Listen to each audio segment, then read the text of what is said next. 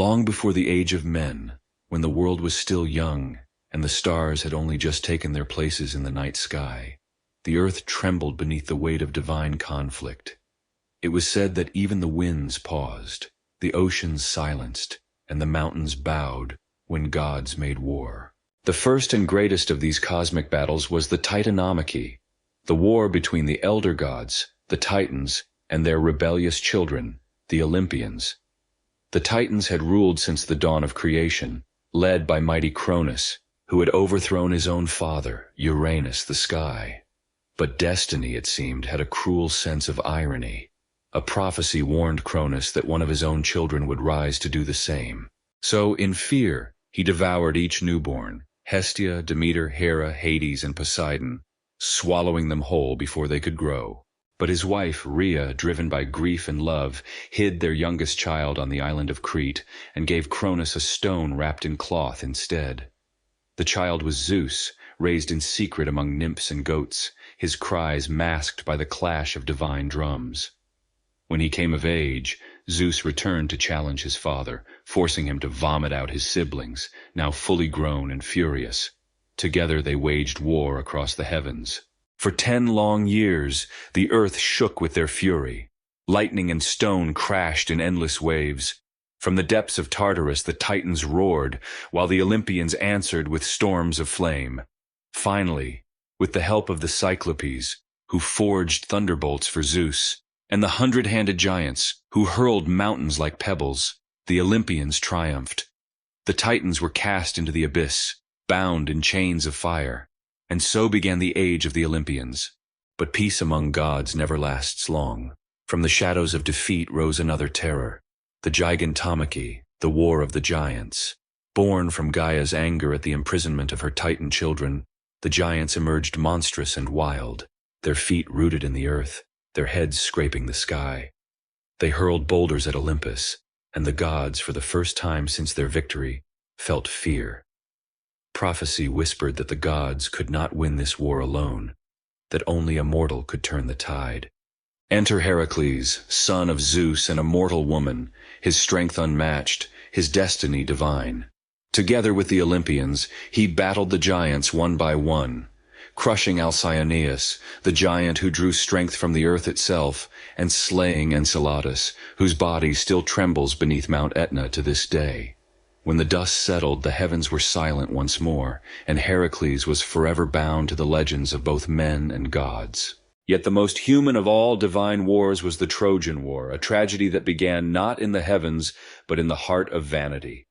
It started at a wedding, the union of Peleus and Thetis, attended by every god except one, Eris, goddess of discord. In her spite, she cast a golden apple into the crowd, inscribed with the words, "For the fairest."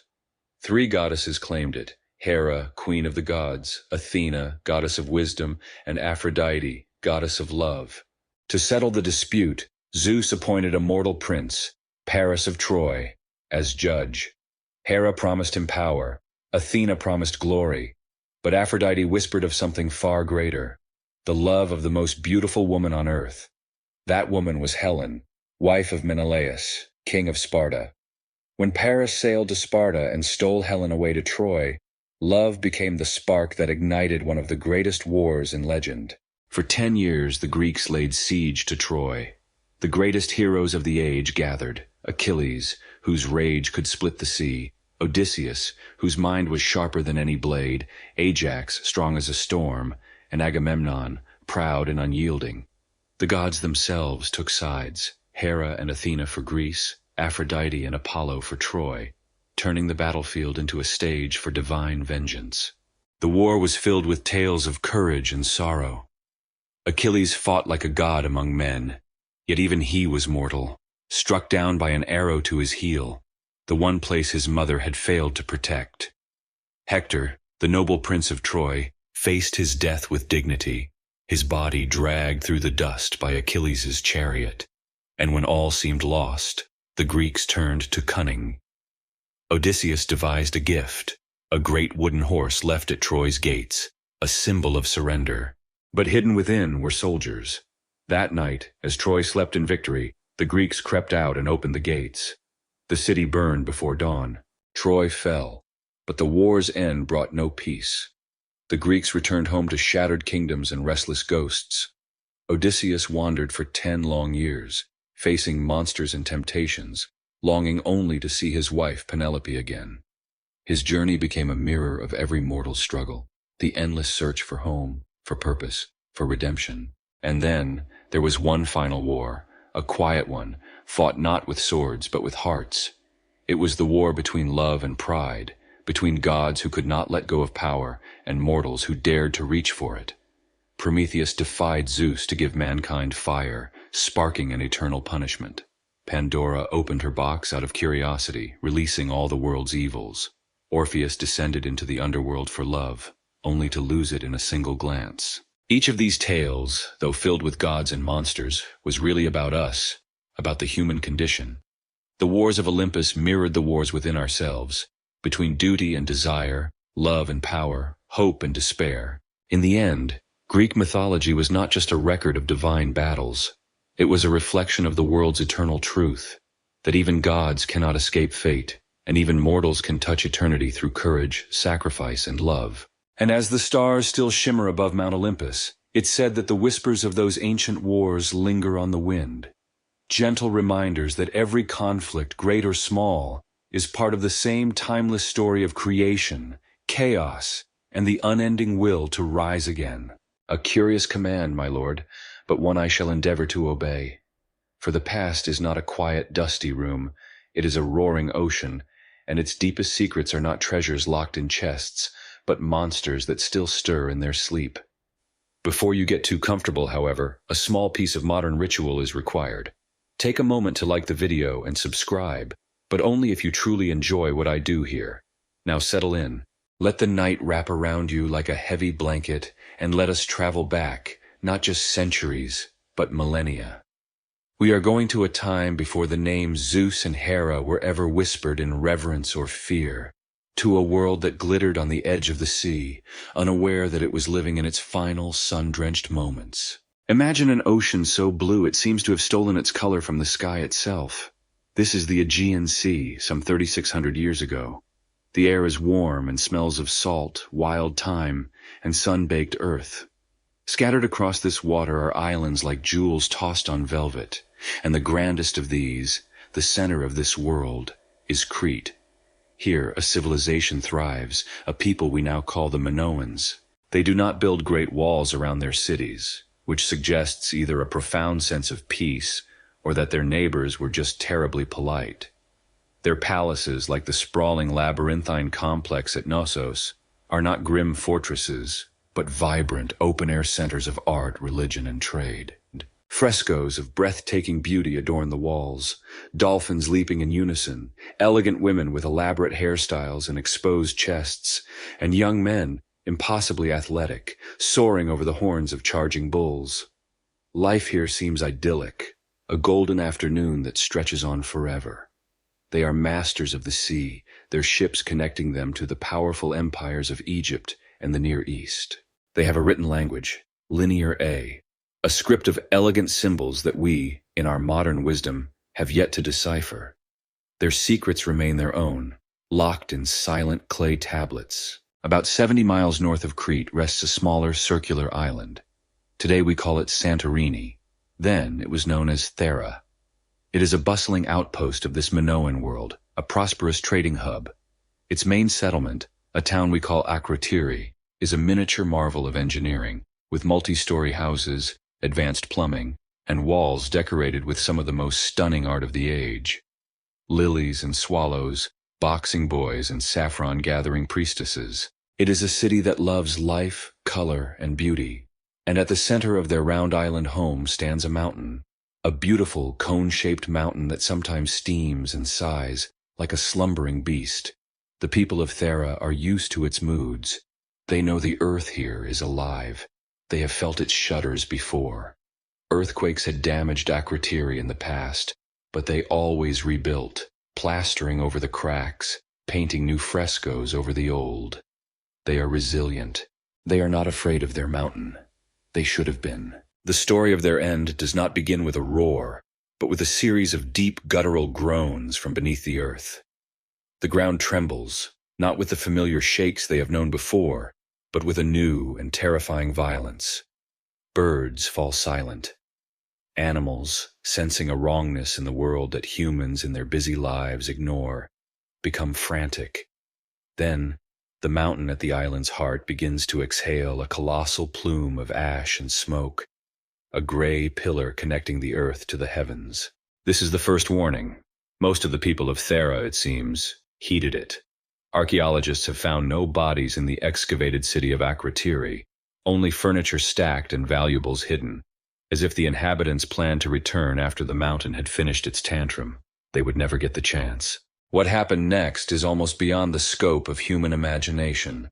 The mountain did not just erupt, it disintegrated in a blast of fury that dwarfs any modern volcanic event. It exploded with the force of hundreds of thousands of atomic bombs, an event now known as the Minoan eruption. The sound was a physical blow that would have been heard thousands of miles away. The very heart of the island vanished, vaporized in an instant, and the sea rushed into the void, creating a massive caldera, a pyroclastic flow, a superheated cloud of gas, ash, and rock, blasted across the waves at hundreds of miles per hour, annihilating anything left on the island. The sun, in the middle of the day, was blotted out. A vast cloud of black ash surged into the stratosphere, plunging the entire region into a prolonged, suffocating darkness. For days, the world was night. And then came the water. The collapse of the volcano displaced a staggering volume of the Aegean Sea, birthing a series of tsunamis of unimaginable scale. Waves, perhaps over 100 feet high, radiated outward in a ring of destruction. They slammed into the northern coast of Crete, the heart of the Minoan civilization. The great fleet, the source of Minoan power and wealth, was splintered in the harbors or swept away. Coastal towns, farms, and villas were scoured from the earth. The waves surged inland, poisoning the fertile fields with salt, leaving a trail of wreckage and ruin. For the Minoans, whose entire existence was predicated on a benevolent sea, this was an unimaginable betrayal. The very source of their life had turned into an instrument of their doom. In the weeks that followed, the ash from the sky fell like a gray, toxic snow across the eastern Mediterranean.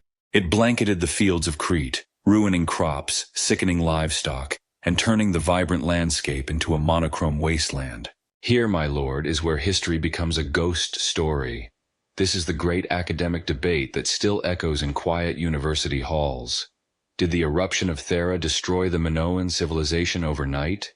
Some argue yes, that the combination of tsunamis, earthquakes, and the agricultural collapse from the ashfall was a singular cataclysmic blow from which they could never recover. But other, more recent evidence suggests a more complicated, perhaps even sadder story. It suggests the Minoans survived the initial blast. They clung on, trying to rebuild amidst the ruins and the poisoned fields. But their world was broken. Their navy was gone, their trade routes severed, their economy crippled. The intricate, joyful civilization that had flourished for 1,000 years began to slowly unravel, not in a day, but over generations. They were weakened, a shadow of their former selves. And from across the sea on the Greek mainland, another people were watching, a hardier, more aggressive people with a fondness for great citadels, bronze armor, and stories of war. We call them the Mycenaeans. They saw the vacuum of power left by the decline of Crete, and they eventually moved in, taking over the palaces, adapting the culture, and writing in a new script, an early form of Greek. The Minoan world did not vanish in a flash of divine anger. It slowly faded, absorbed by its successors. Yet, a story that powerful, of a brilliant island civilization, masters of the sea, wiped out by earthquakes and floods in a single terrible day, is too good to be lost to the dry annals of history. It lingered in the collective memory of the Mediterranean for over 1,000 years, a whisper passed from Egyptian priests to Greek travelers. It became a legend, a cautionary tale. And eventually, long after, the philosopher Plato would hear a version of this story and write it down, giving the lost island a new name, Atlantis. The historical catastrophe of Thera became the seed of our most enduring myth of a lost paradise. Of course, by the time the story reached Plato, the gods had surely taken credit for the whole affair. Poseidon, the earthshaker, was likely blamed, as cosmic beings are rarely content to let a perfectly good natural disaster go to waste without stamping their name on it. So our journey begins here, my lord, not with a pantheon of gods on a mountaintop, but in the ash and ruin of a world that came before them. The end of the Minoans created the space for the rise of the Mycenaeans, the people who would give us the tales of Troy, of Heracles, of Odysseus. The gods you know and the heroes you admire were born from the dust of this older, quieter world. Their stories are yet to come. But now the ash has settled, the sea is calm once more, and the long night of this age has truly begun. It is time to rest, sleep, and dream of leaping dolphins and cities lost beneath the waves. More secrets await the dawn. The dawn has broken, my lord, and the world has been made new again. I hope you slept well, untroubled by dreams of falling ash and rising seas. Last night, we began our story with an ending, the fiery death of one world to make way for the next. But every ending is built upon a beginning. Tonight we travel much further back, before the Minoans and their bull-leaping dancers, before the first ship ever kissed the sea, before the mountains themselves had names. We go back to the very first thought of the universe, to a time of profound and utter stillness. A time before time. Before anything there was chaos. Now the word chaos might bring to your mind a scene of frantic disorder, a battlefield, a bustling market, or perhaps your council chambers on a particularly trying day.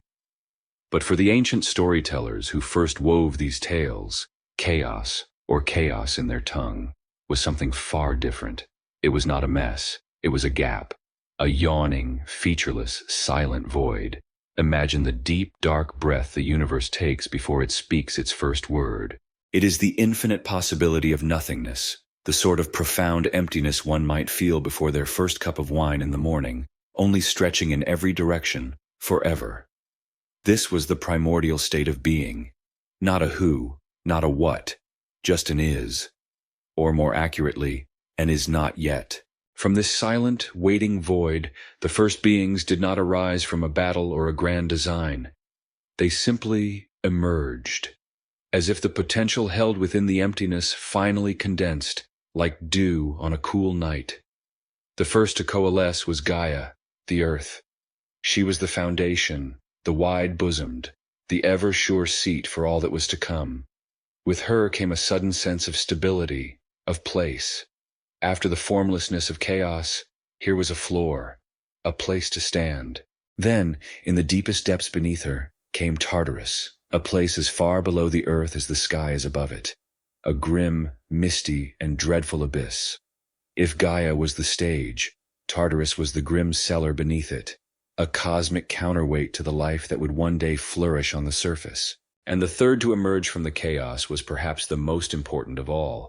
He was Eros. Not the mischievous, cherubic infant with a bow and arrow that later poets would delight in, but Eros the primordial, the protogenos.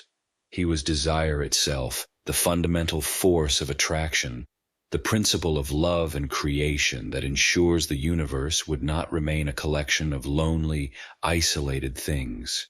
He was the energy that would compel all future beings to mingle, to create, to continue. Without Eros, the story would have ended right there, with a floor and a basement sitting in an empty void. With these three principles in place, a foundation, a deep pit, and the force of attraction, other beings began to stir in the darkness. From chaos itself were born Erebus, the impenetrable gloom of the underworld, and his sister Nyx, the black-robed goddess of night. And night, a powerful and ancient being in her own right, began to populate the cosmos with her own children, bringing them forth without a partner. She birthed all the dark and abstract specters that would forever haunt the minds of mortals. She gave us Moros, relentless doom, Thanatos, the finality of death, and his twin brother Hypnos, the gentle release of sleep. She brought forth the Fates, the Moirai, who would one day spin, measure, and cut the thread of every life.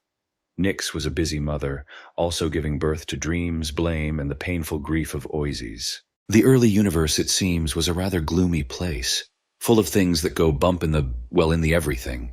While Nyx was filling the abstract world with terrors and comforts, Gaia, the earth, was also creating.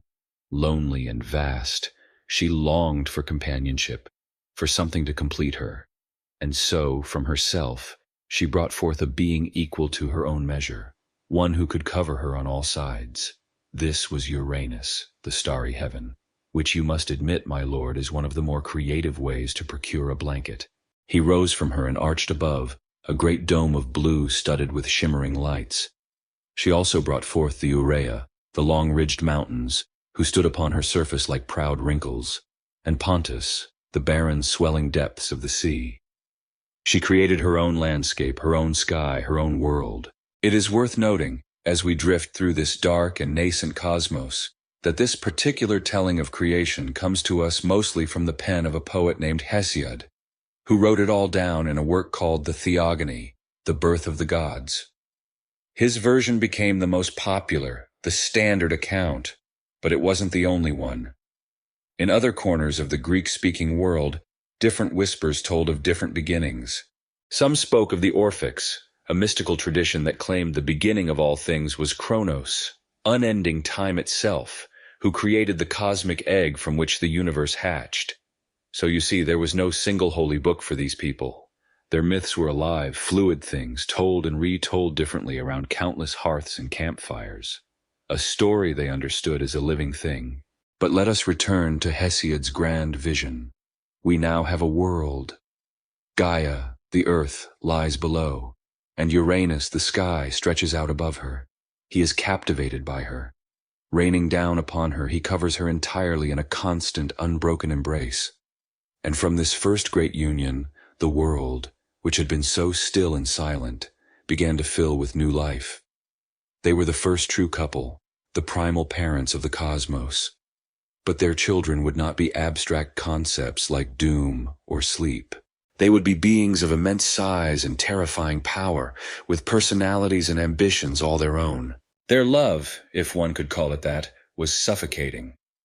Uranus lay upon Gaia so heavily, so constantly, that there was no space between them. And the children she bore him had no room to be born. They were trapped deep within her body, in the hidden places of the earth, groaning and straining, unable to emerge into the light. This was the dawn of the second generation of gods, the ones who would be known as the Titans. They were prisoners in their own mother's womb, held captive by their father's relentless affection. And as they grew in strength and resentment in the darkness, a terrible pressure began to build at the very center of creation. Gaia, the great Earth Mother, began to feel the strain, her body aching with the burden of her unborn, unliving children. The first love story of the universe was quickly becoming its first family crisis. The stage is now set, my lord. The sky presses down upon the earth, a lover turned into a jailer. And in the darkness below, a new and terrible generation of beings waits for a chance to see the light, and to perhaps seek a measure of revenge against the father who would deny them their existence. Their story is for tomorrow. For now, let the tale of Nyx and her somber children guide you. Let Hypnos, the god of sleep, take you into his gentle care. Rest and dream of a silent world waiting for its first sunrise. Another day has passed, my lord, and the sun has once again given way to the gentle reign of night. We left our story in darkness, in a young universe where the sky, Uranus, lay upon the earth, Gaia, in a suffocating and endless embrace. We spoke of their children, the first generation of true gods, who were conceived in that union but were denied the light of life, trapped and groaning within the body of their mother. Tonight, we shall meet these children. We will learn their names and witness the cruelty of their father, a cruelty so profound it would set in motion the first cosmic war. The firstborn of Gaia were 12 in number, 6 sons and 6 daughters. They were not monstrous, not at first. They were majestic beings, powerful and immense, the embodiment of the great features of the world. We call them the Titans. There was Oceanus, the great river that encircled the entire world in a flowing serpentine ribbon. There was Hyperion, the Lord of Light, from whom the sun would one day spring. There was Iapetus, whose sons, as we shall see, would have a great deal to do with the fate of mankind.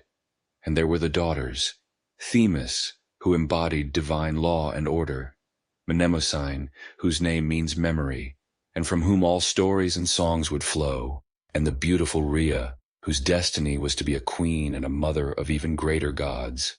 These 12 were the eldest, the first dynasty of the divine, but the children that followed them were different. Gaia next gave birth to 3 sons of a startling and powerful nature, the Cyclopes, Brontes, whose name means thunder, Steropes, who was lightning, and Arges, the bright one who brought the searing flash. They were giants, strong and brutish, but they were also the first great artisans. Their most distinctive feature was a single round eye set in the middle of their foreheads, an eye that could glare with the intensity of a storm. They were beings of raw, creative, and destructive power, able to bend metal and command the elements. After them, Gaia's final brood was born, and they were the most terrifying of all. These were the Hecatoncheires, the 100-handers, Cottos, Briareos, and Gyges. Each had 50 heads that writhed and spoke with different voices, and from their immense shoulders sprouted 100 powerful arms. They were beings of incomprehensible strength and nightmarish appearance. Now, Uranus, the starry heaven, was a being of immense vanity. He looked upon the 12 Titans and saw a reflection of his own majesty. But when he saw the Cyclopes, with their single unblinking eyes, and the Hecatoncheires, with their chaotic multitude of limbs, his heart filled with disgust and fear. They were not beautiful. They were not orderly. They were monsters, and he, the perfect sky, could not bear to be the father of such creatures.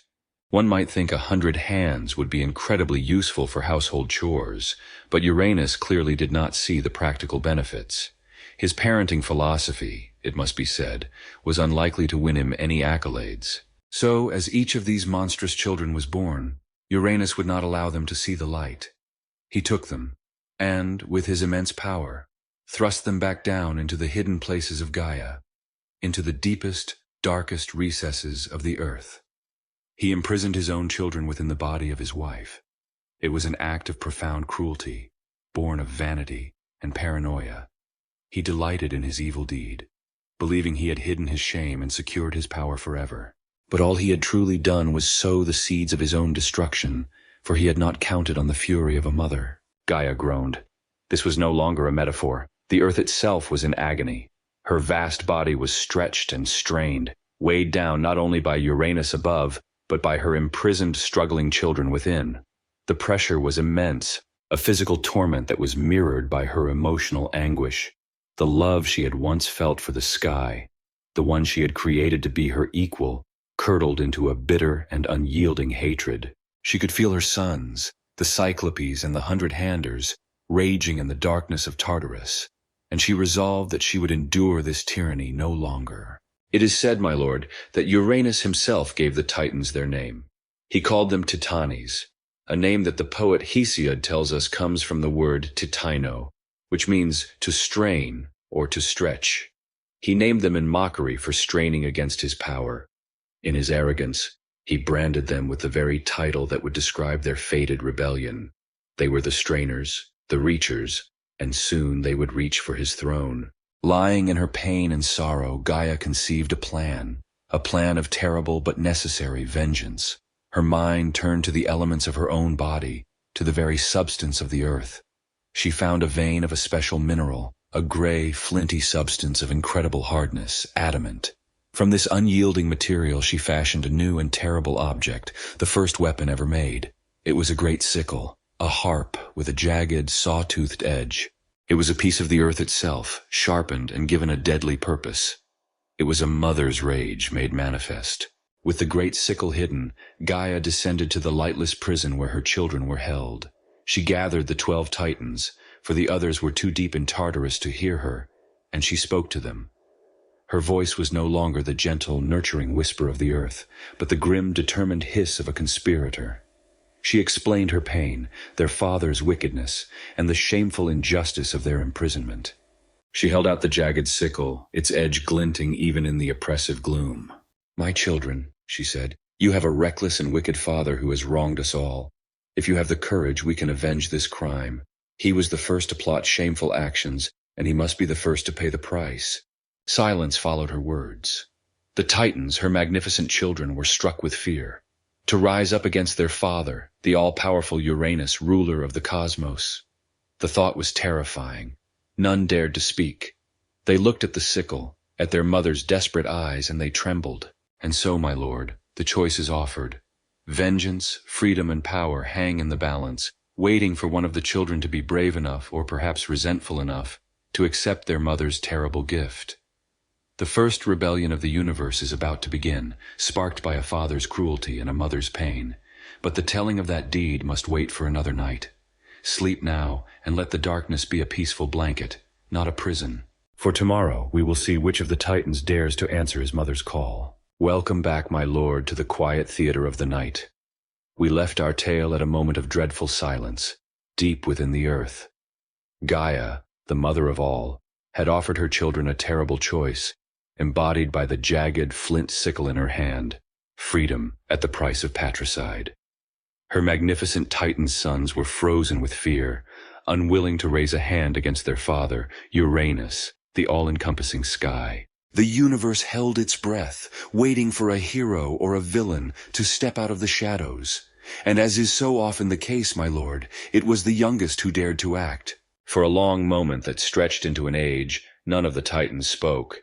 Then, a voice, not the loudest but the most resolute, cut through the gloom. It belonged to Cronus, the last-born of the Titans, whom the poet described as being of crooked counsel. He was cunning, ambitious, and the resentment he held for his father burned colder and deeper than that of his siblings. Perhaps being the youngest, he felt he had the most to gain and the least to lose. He stepped forward and took the great sickle from his mother's hand. "Mother," he said, his voice steady, "I will do this deed. I do not care for our wicked father, for he was the first to devise shameful things." Gaia's heart, the very core of the planet, filled with a fierce and terrible joy. The plan was set. Gaia took her son, her champion, and hid him in a place of ambush. She gave him the sickle and coached him in the grim task to come. Then she waited. As evening fell, Uranus, suspecting nothing, began his descent. Drawn by the irresistible pull of Eros, the primordial desire, he came to lie upon the earth, to cover her completely as he did every night. The stars winked into existence across his vast, dark body. The world grew quiet. He was a creature of cosmic habit, and his predictability was the key to his undoing. From his hiding place, Cronus watched and waited. As his father drew near, he sprang the trap. With his left hand he seized his father, and in his right he swung the great jagged sickle. The act was swift, brutal, and cosmically significant. In that moment, for the first time in history, the sky was severed from the earth. A space was carved between them, an emptiness where atmosphere could form, where light could properly exist, and where life could one day move freely without being crushed. It was a vicious, world-defining act of creation through destruction. From the wounds of Uranus, dark drops of blood fell down upon the earth, and Gaia, his estranged wife, received them. From these drops, new and terrible beings were born. First came the Erinyes, the Furies, grim-faced goddesses with snakes for hair, who would forever be tasked with pursuing and punishing those who spill the blood of family. The universe, it seems, had just invented its own internal affairs department to handle such delicate matters. After them came the Gigantes, the giants, clad in shining armor and brandishing great spears, a race of mighty warriors. And finally came the Meliai, the gentle nymphs of the ash trees, from whose wood the shafts of future spears would be made. The first act of violence had paradoxically populated the world with spirits of vengeance, war, and peace. But not all of Uranus's essence fell to the earth. The severed parts, thrown by Cronus, flew far out over the water and landed in the churning sea. The immortal flesh drifted for a long time on the waves, and a white foam, in Greek aphros, began to bubble and churn around it. From this strange and beautiful sea foam, a goddess was born. She rose from the water, fully formed and breathtakingly beautiful, riding upon a scallop shell. The gentle west wind, Zephyrus, guided her to the shore of the island of Cythera, and then to Cyprus. Where she walked, flowers bloomed in her footsteps. This was Aphrodite, the goddess of love, beauty, and desire. It is a strange and poetic truth of this old story, my lord, that the embodiment of love was born from an act of such calculated violence. Now, some storytellers, like the great poet Homer, would later claim Aphrodite was the daughter of Zeus and a minor goddess named Dione. This presents a fascinating choice. Is love, as Hesiod's story suggests, a primordial, ancient, and cosmic force older than the main pantheon of gods and born from a violent struggle for control? Or is it, as Homer might suggest, a younger and more fickle power, subject to the politics and dramas of the Olympian court? The Greeks, it seems, never quite settled on one answer, perhaps because love itself is both of those things at once. Back in the heavens, the wounded Uranus retreated, rising high into the cosmos, now permanently separated from his beloved Earth. But he was not silent. He roared out a curse, a final prophecy for the son who had overthrown him and the siblings who had allowed it. With his last breath of power, he gave them their name in venom. "Titans," he screamed, "the strainers, you who strain to do this great and wicked deed, for this vengeance will surely follow." And then he turned his focus to Cronus, his treacherous son. He prophesied that as Cronus had overthrown his own father, so too would he be undone by a child born of his own flesh. And so the great coup was complete. Cronus, the new king, freed his Titan brothers and sisters from their prison. He did not, however, free his more monstrous siblings, the Cyclopes and the Hundred-Handers. He was just as wary of their power as his father had been, and so he left them chained in the depths of Tartarus. Cronus took his sister Rhea as his queen, and the Titans divided the dominion of the universe amongst themselves. A new age had begun, often called the Golden Age, a time of prosperity under the rule of the Titans. But it was an age built upon betrayal, and its king now wore a crown of paranoia. A new world order had been established, but it was haunted by the echo of a father's curse. The cycle of violence once started is not so easily stopped. The prophecy hung in the air, a shadow cast over the new golden throne. Cronus had won his freedom and a kingdom, but he had also inherited a terrible and inescapable fate. Now, my lord, the sky is settled in its place, and the earth breathes freely below. A new king rules the cosmos. Let this be enough for one night. Rest and ponder the weight of a crown and the price of a prophecy. There is more to come when the sun has once again fled the sky. The wheel of the sky has turned once more, my lord, and another night is upon us. We left the cosmos in a newly established order, a so-called golden age under the rule of the Titan king Cronus.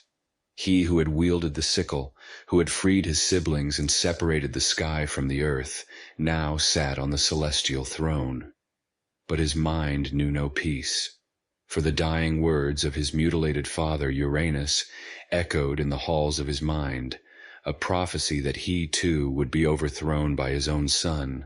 A king who seizes power by violence will always fear the violence of others, especially that which flows in their own blood. This era, the reign of the Titans, was remembered by later poets as a paradise, a time when the race of mortals lived like gods, with hearts free from sorrow and without hard toil.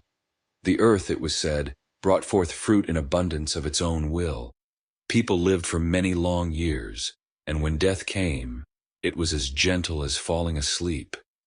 It sounds rather lovely, I must admit. A perfect, peaceful world, with one rather significant exception: the home life of the royal family. Their gatherings, one imagines, must have been fantastically tense.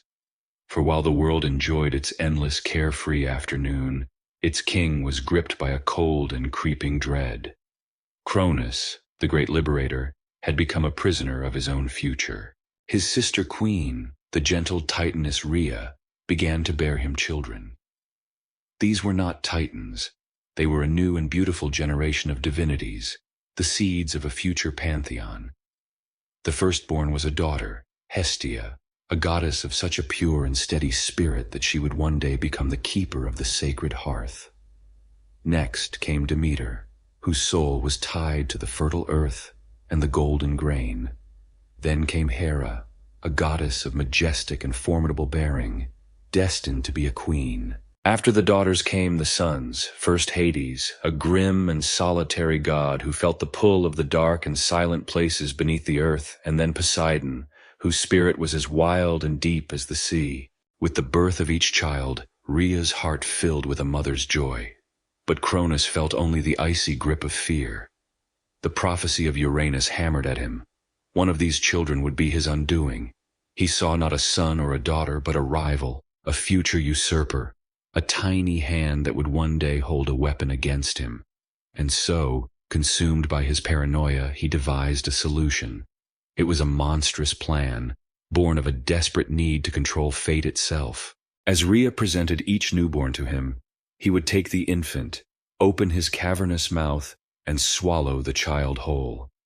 He did not kill them, for they were immortal. He merely stored them. He imprisoned them within his own belly, a dark and living tomb, just as he and his siblings had once been imprisoned within their mother Gaia.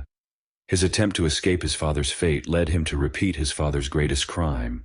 While his methods were certainly more extreme, it was, in its own terrible way, a very direct approach to child-proofing the palace.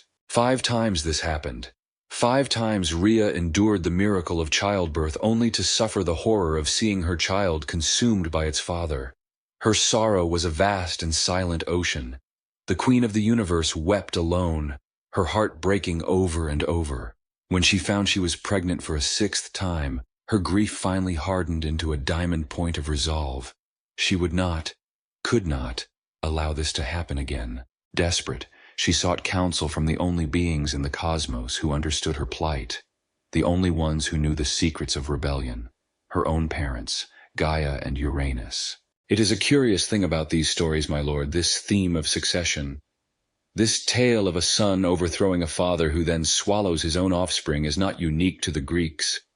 Far to the east, in the lands of the Hurrians and the Hittites, a much older story was told of their sky god Kumarbi, who deposed his father Anu by biting him, and who then swallowed his children to prevent a similar fate.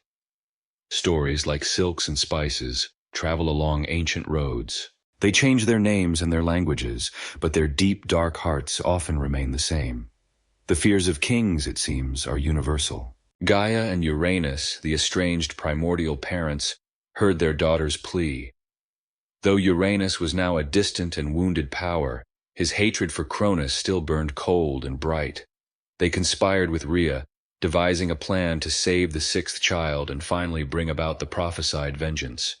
They told her to travel to the island of Crete, a place we have visited before in our tale, my lord, for it was the heart of that lost Minoan world. There in the rich, loamy soil of that ancient land she was to give birth in secret. Rhea made the journey, her heart aflutter with fear and hope. She found a deep, dark cave on the slopes of Mount Dicte, hidden from the all-seeing eyes of her husband. And there, in the secret heart of the mountain, she gave birth to her 3rd son, a boy. She named him Zeus, but there was no time to celebrate. The plan had to be completed. She entrusted the infant Zeus to the care of nymphs and to the protection of Gaia herself. Then, she took a large oblong stone from the mountainside, a stone known to later Greeks as the omphalos, the navel of the world. She wrapped the stone tightly in infant swaddling clothes, making it look for all the world like a newborn babe. With her heart pounding in her chest, she returned to the celestial court. She approached the throne of her husband, the mighty Cronus, and presented him with the bundled stone.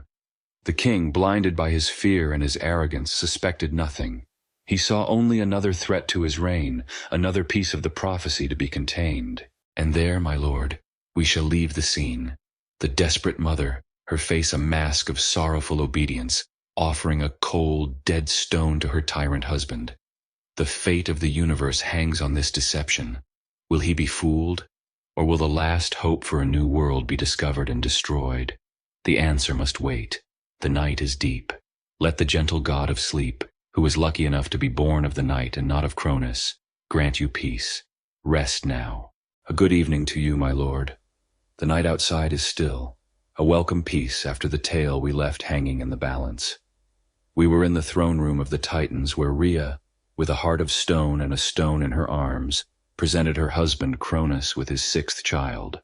The fate of a future king and the balance of the cosmos rested on this desperate maternal deception. Let us watch now and see if a god can be fooled. Cronus looked at the bundle his wife offered. He saw only what his fear allowed him to see, a threat wrapped in cloth. He did not pause to listen for a cry or feel for a breath. He took the swaddled stone from Rhea's trembling hands, and without ceremony he swallowed it. The trick was done. The heavy stone slid down his throat and settled in his belly alongside his 5 living immortal children. A faint, triumphant smile may have crossed Rhea's lips, a secret shared only with the silent, watching stars. Her youngest son, the real one, was safe. While Cronus ruled a cosmos he believed to be secure, a new power was growing in a hidden corner of the world. On the island of Crete, in a deep cave veiled by forests on Mount Ida, the infant Zeus was raised in secret. This was no ordinary childhood. He was not nursed by his mother, but by a gentle goat named Amalthea, whose milk gave him divine strength. It is said that one day, in a moment of youthful, godly play, he accidentally broke off one of her horns. He returned it to her, promising that it would forever overflow with whatever food or drink its owner desired. It became the cornucopia, the horn of plenty, a symbol of the abundance that Zeus would one day bring to the world. But an infant god, even a hidden one, is not quiet. His cries had the power to shake mountains, and so Gaia, his grandmother, appointed special guardians to protect his secret. These were the Curetes, armored spirits of the earth. Whenever the baby Zeus would cry, they would begin a wild ritual war dance, beating their swords against their bronze shields, their stomping feet and clattering armor creating a deafening rhythm that drowned out the infant's wails, ensuring the sound would never reach the ears of Cronus in the heavens. It was, I suppose, the universe's most aggressive and elaborate baby monitor. This part of the myth is fascinating, my lord, for it may be an echo of real history. Archaeologists on Crete have found evidence of ancient religious cults that used loud, clashing music and frenzied armed dances in their rituals, perhaps to connect with the divine. The story may preserve a ghost of a ceremony that was once real. Under this strange and noisy protection, Zeus grew to manhood with impossible speed. Within a year he was no longer a child, but a powerful, cunning, and charismatic god, ready to claim his birthright and fulfill the prophecy his father so desperately feared. He left the safety of his mountain cave and, guided by a titaness named Metis, whose name means wisdom, he devised a plan not of war, but of infiltration. He needed to free his siblings. Disguised, Zeus became the cupbearer to his own father. He served Cronus his nectar, biding his time, his face a mask of humble servitude. Then, on the advice of Metis, he mixed a special potion of mustard and wine and served it to the unsuspecting king of the Titans. Cronus drank deeply. The effect was immediate and overwhelming. A great and terrible convulsion seized him, and he was overcome by a cosmic retching. First he vomited out the stone he had swallowed so long ago, which clattered onto the ground. Then, one by one, he brought forth his other children. Out came Poseidon, Hades, Hera, Demeter, and Hestia, not as infants, but as fully grown gods and goddesses, unharmed and incandescent, with a righteous fury that had simmered for an eternity in the darkness. The family reunion that followed must have been the most awkward in the history of the universe. There were no warm embraces, only the grim recognition between the rescued and their rescuer, their younger brother, who now stood revealed as their leader. The stone, the Omphalos, Zeus later set up at the sacred site of Delphi as a monument to his victory and his mother's cleverness, but that would come later. For now, there was war.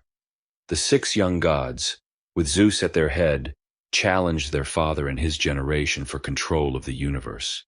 A line was drawn across the cosmos.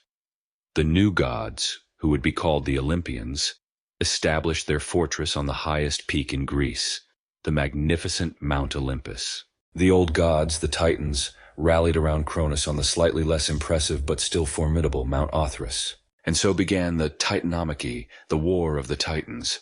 It was a conflict on a scale that the universe had never before seen. The world shuddered with the force of their blows. Mountains were thrown like stones. The seas boiled, and the forests burned. The very foundations of creation were shaken by the clash of divine power. But for all its sound and fury, it achieved nothing. The Titans were immensely powerful and experienced. The younger Olympians were vibrant, determined, and led by a brilliant strategist in Zeus. The two sides were too evenly matched.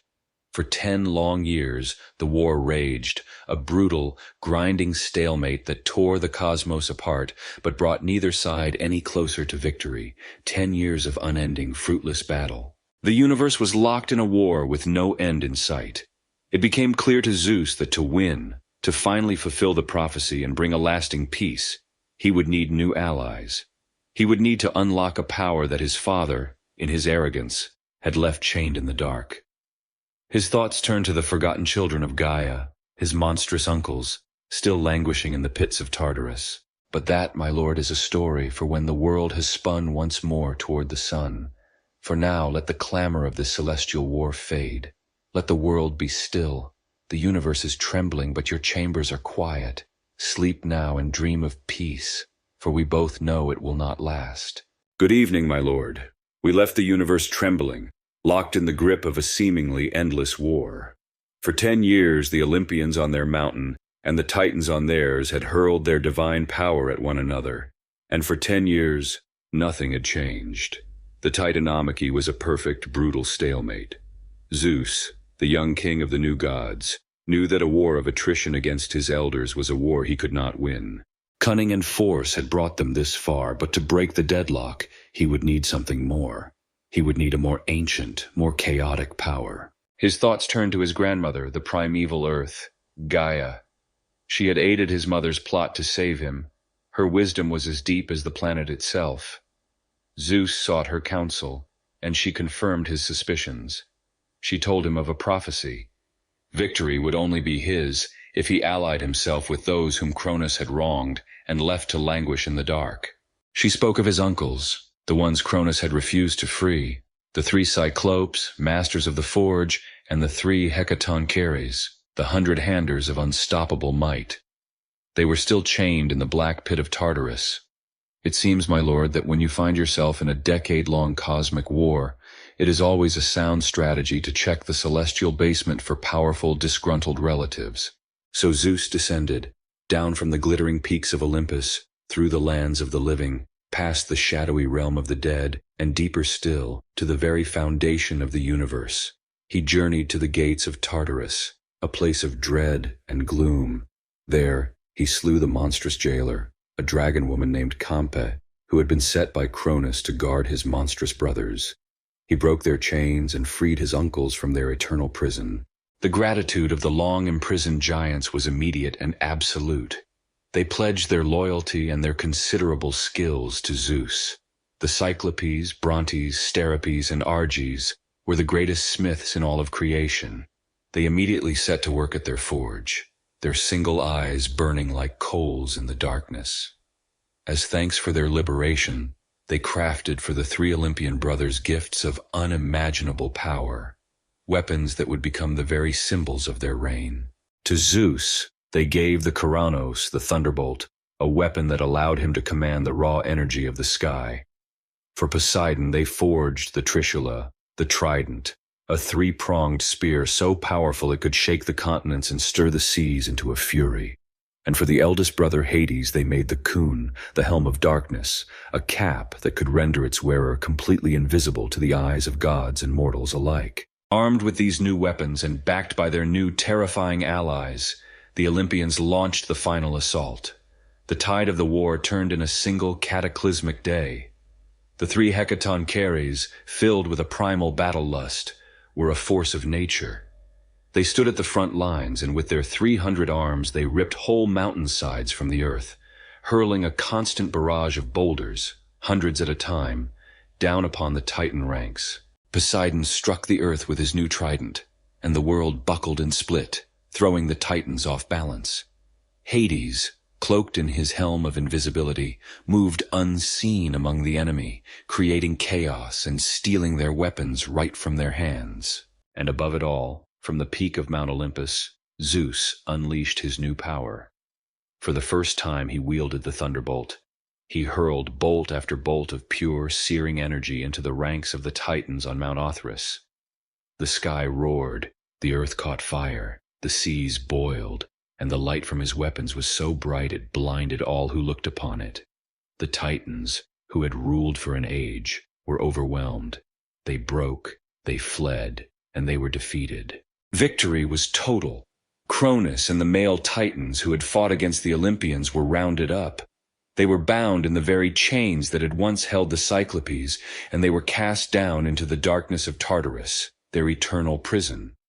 And to ensure they never escaped, Zeus set their liberators, the mighty Hecatoncheires, to be their jailers.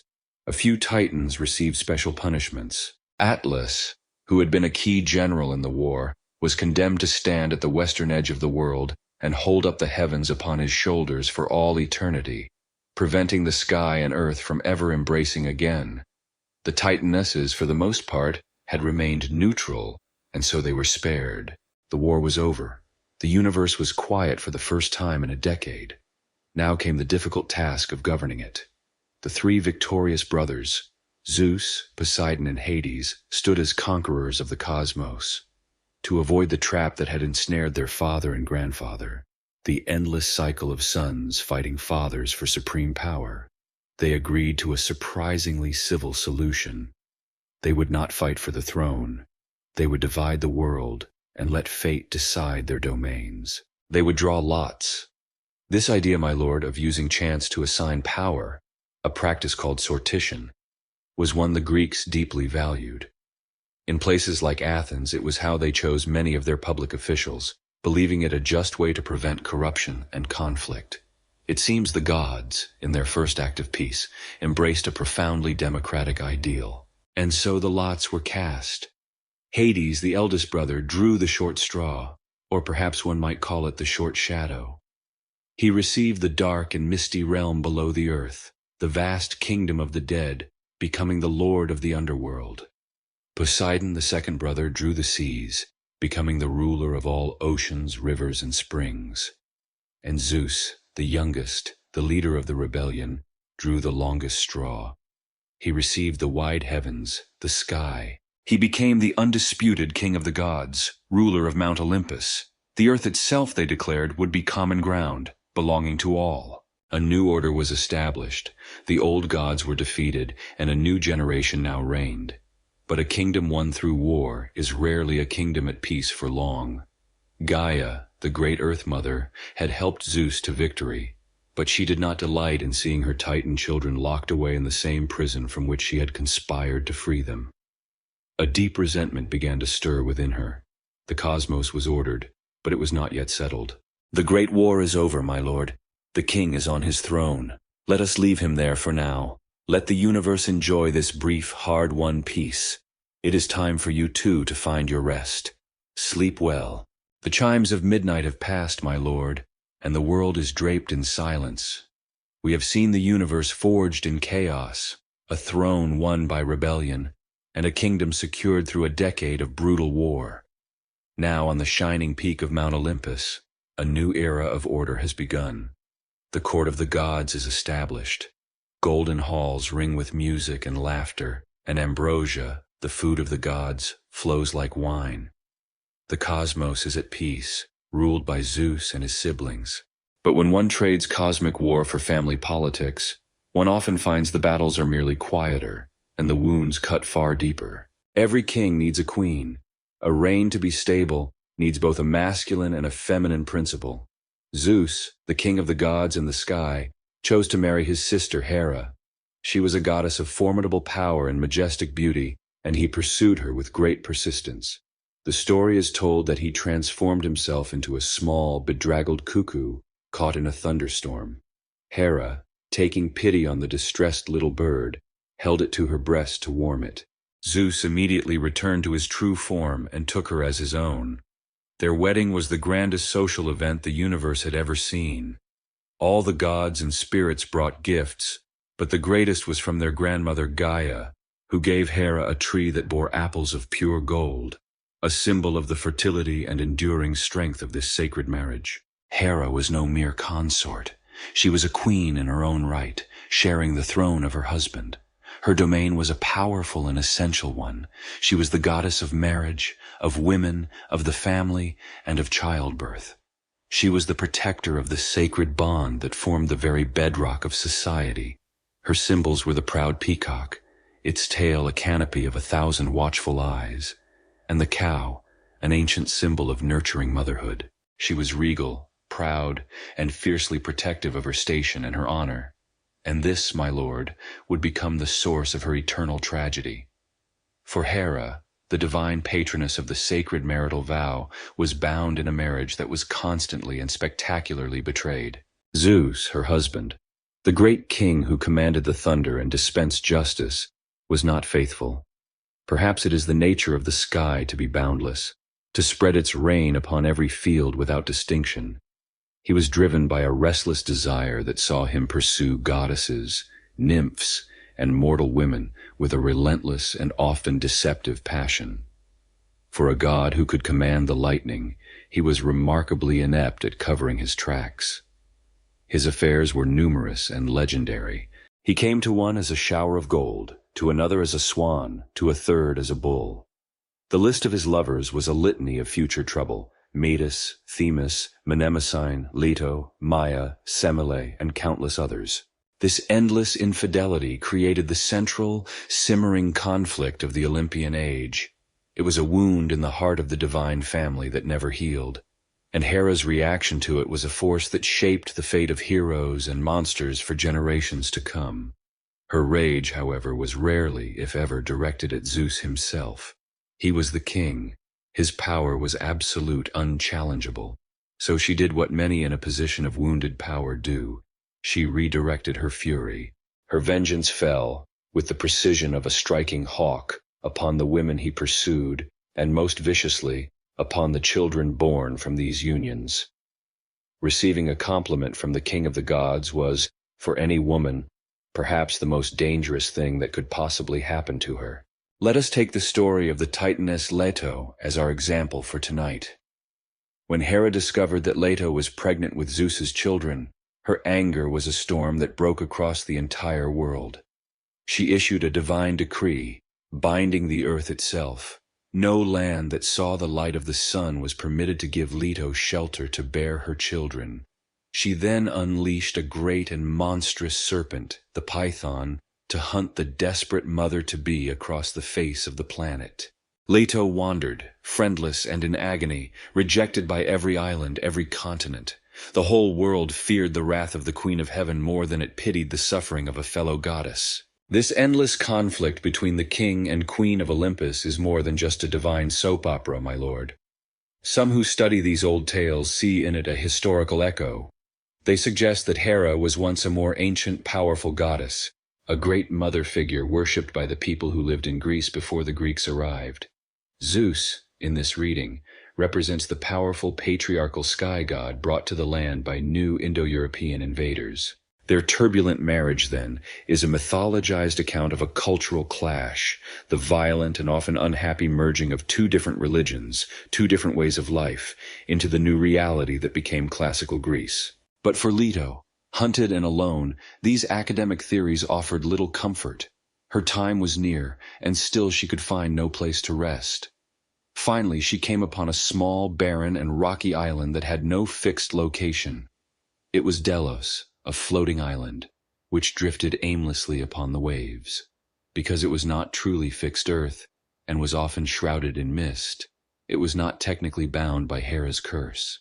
Here, at last, Leto was given refuge. Clinging to a sacred palm tree, she endured a labor that lasted 9 days and 9 nights. For Hera, in a final act of spite, had forbidden the goddess of childbirth from attending. At long last, she gave birth to twins. First came Artemis, who, newborn herself, immediately helped her mother deliver her brother Apollo. 2 new and powerful gods had been born into the world, against the express will of its queen. They were a testament to Zeus's infidelity and a permanent living insult to Hera's honor. Their birth did not end Hera's anger. It only gave it new targets. And so the Olympian family grew, not through love, but through conflict, deception, and revenge. The halls of Olympus may have been bright, but they were home to the darkest of grudges. The queen's jealousy is now a permanent storm cloud in the otherwise sunny skies of the divine kingdom. It is a power that will shape many stories to come. But for tonight, my lord, let us leave that storm to rage in the distance. The night here is calm. The sky is clear. May your sleep be as peaceful as the gods' rarely is. The hour grows late, my lord, and the moon climbs high.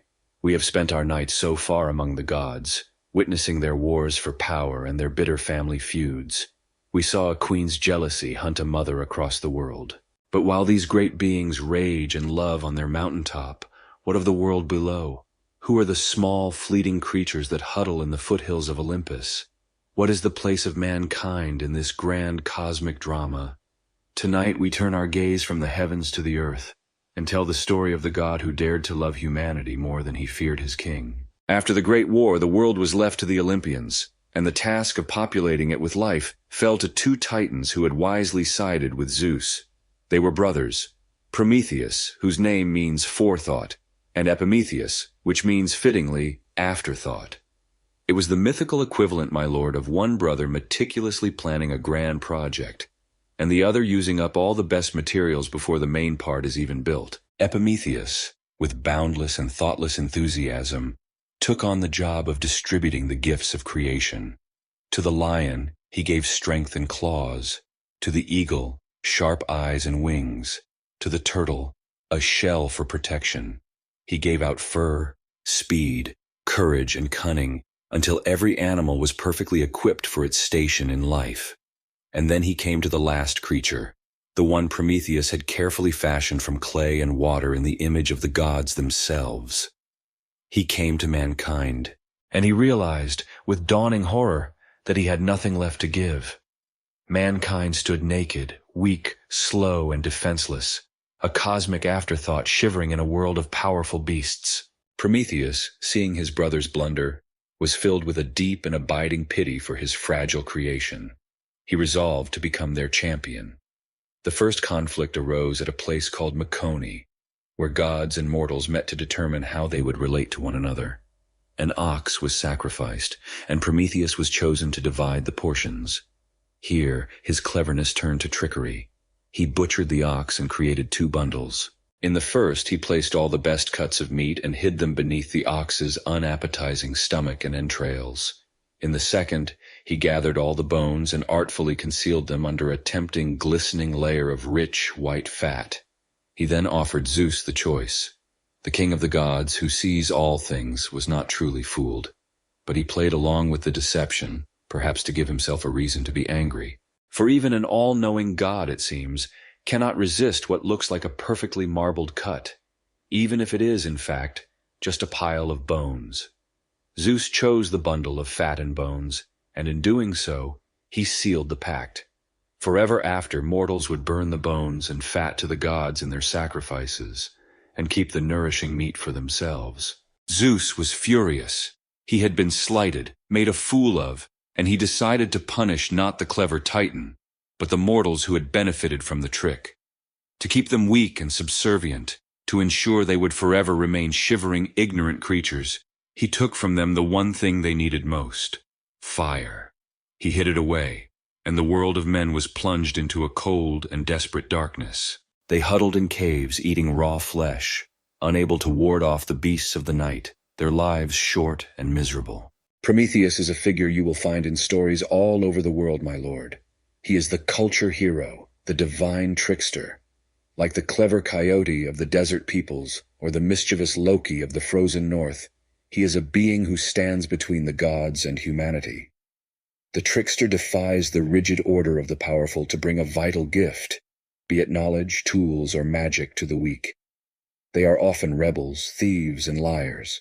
And for this, they are both humanity's greatest heroes and the gods' greatest enemies. Prometheus looked down upon the suffering of his creation, and his heart could not bear it. Pity overwhelmed his fear of Zeus. He decided on a second, far more dangerous act of defiance.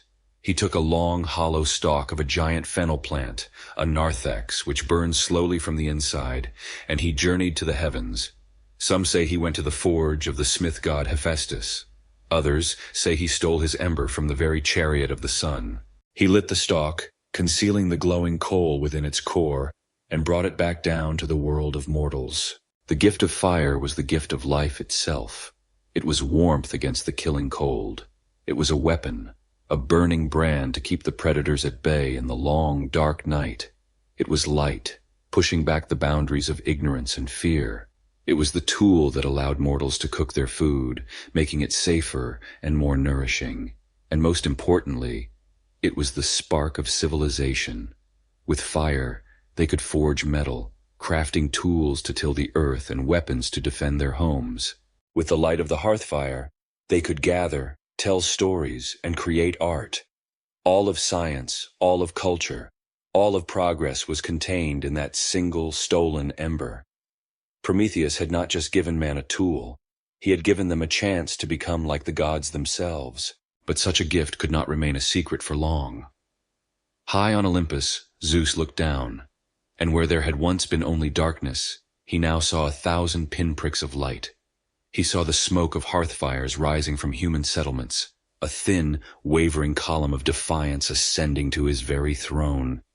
He knew what had been done.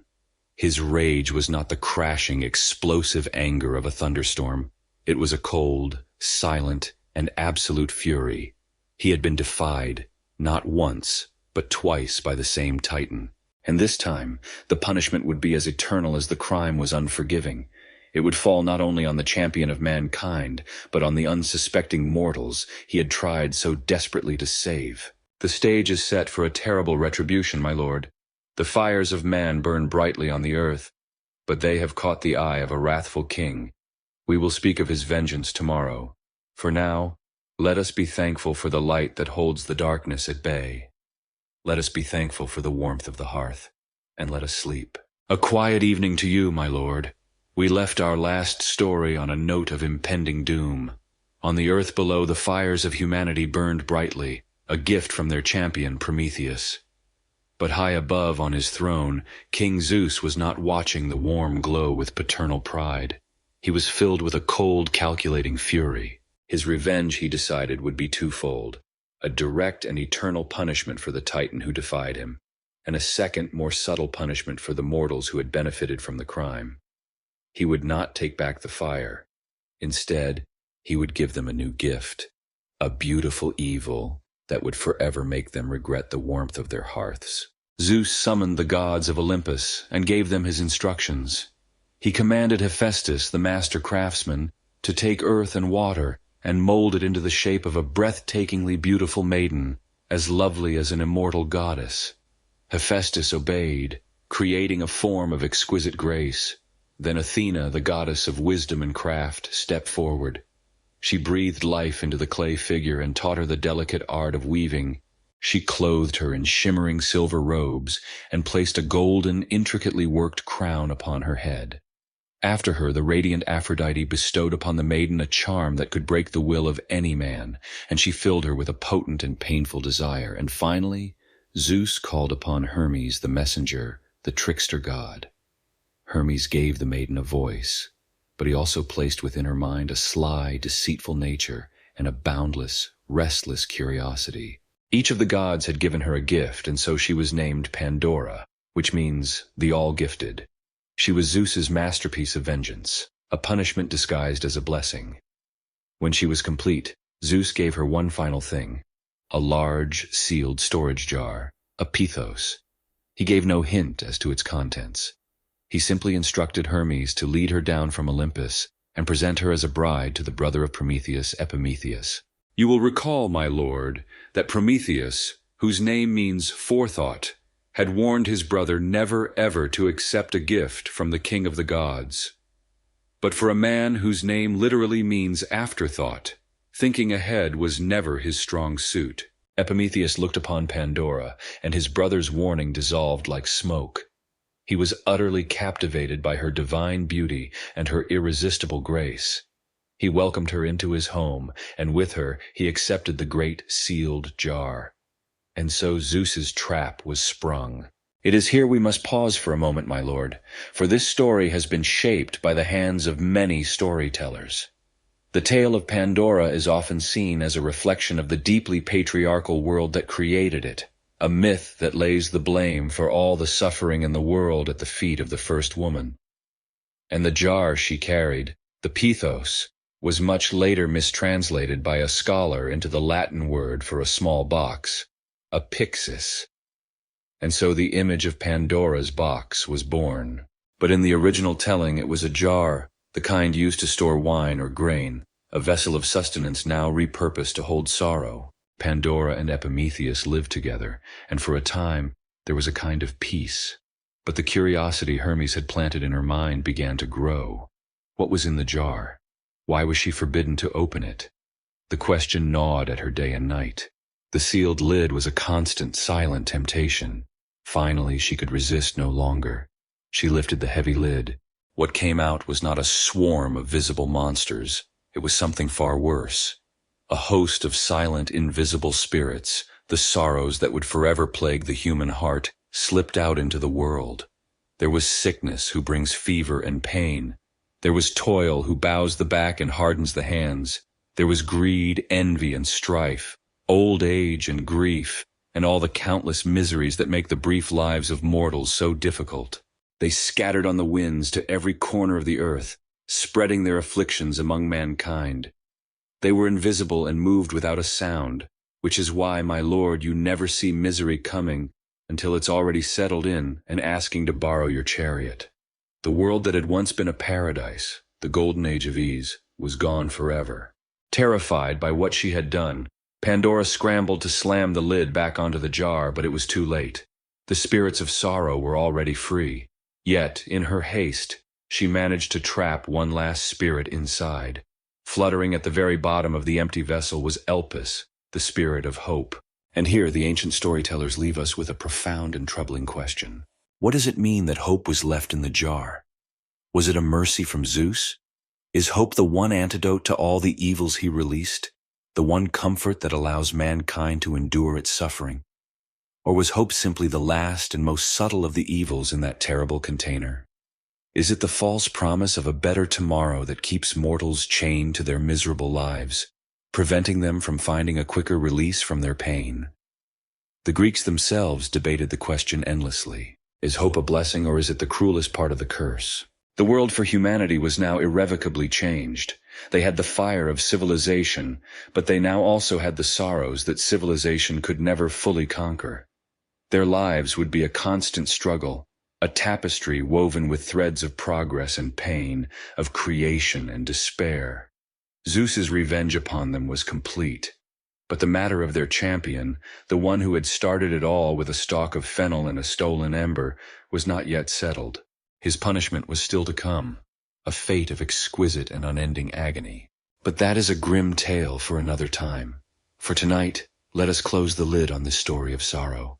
Let us be content that whatever its nature, the spirit of hope does remain. May it visit you in your dreams. Rest now. The world turns, my lord, and we find ourselves together again in the quiet of the night.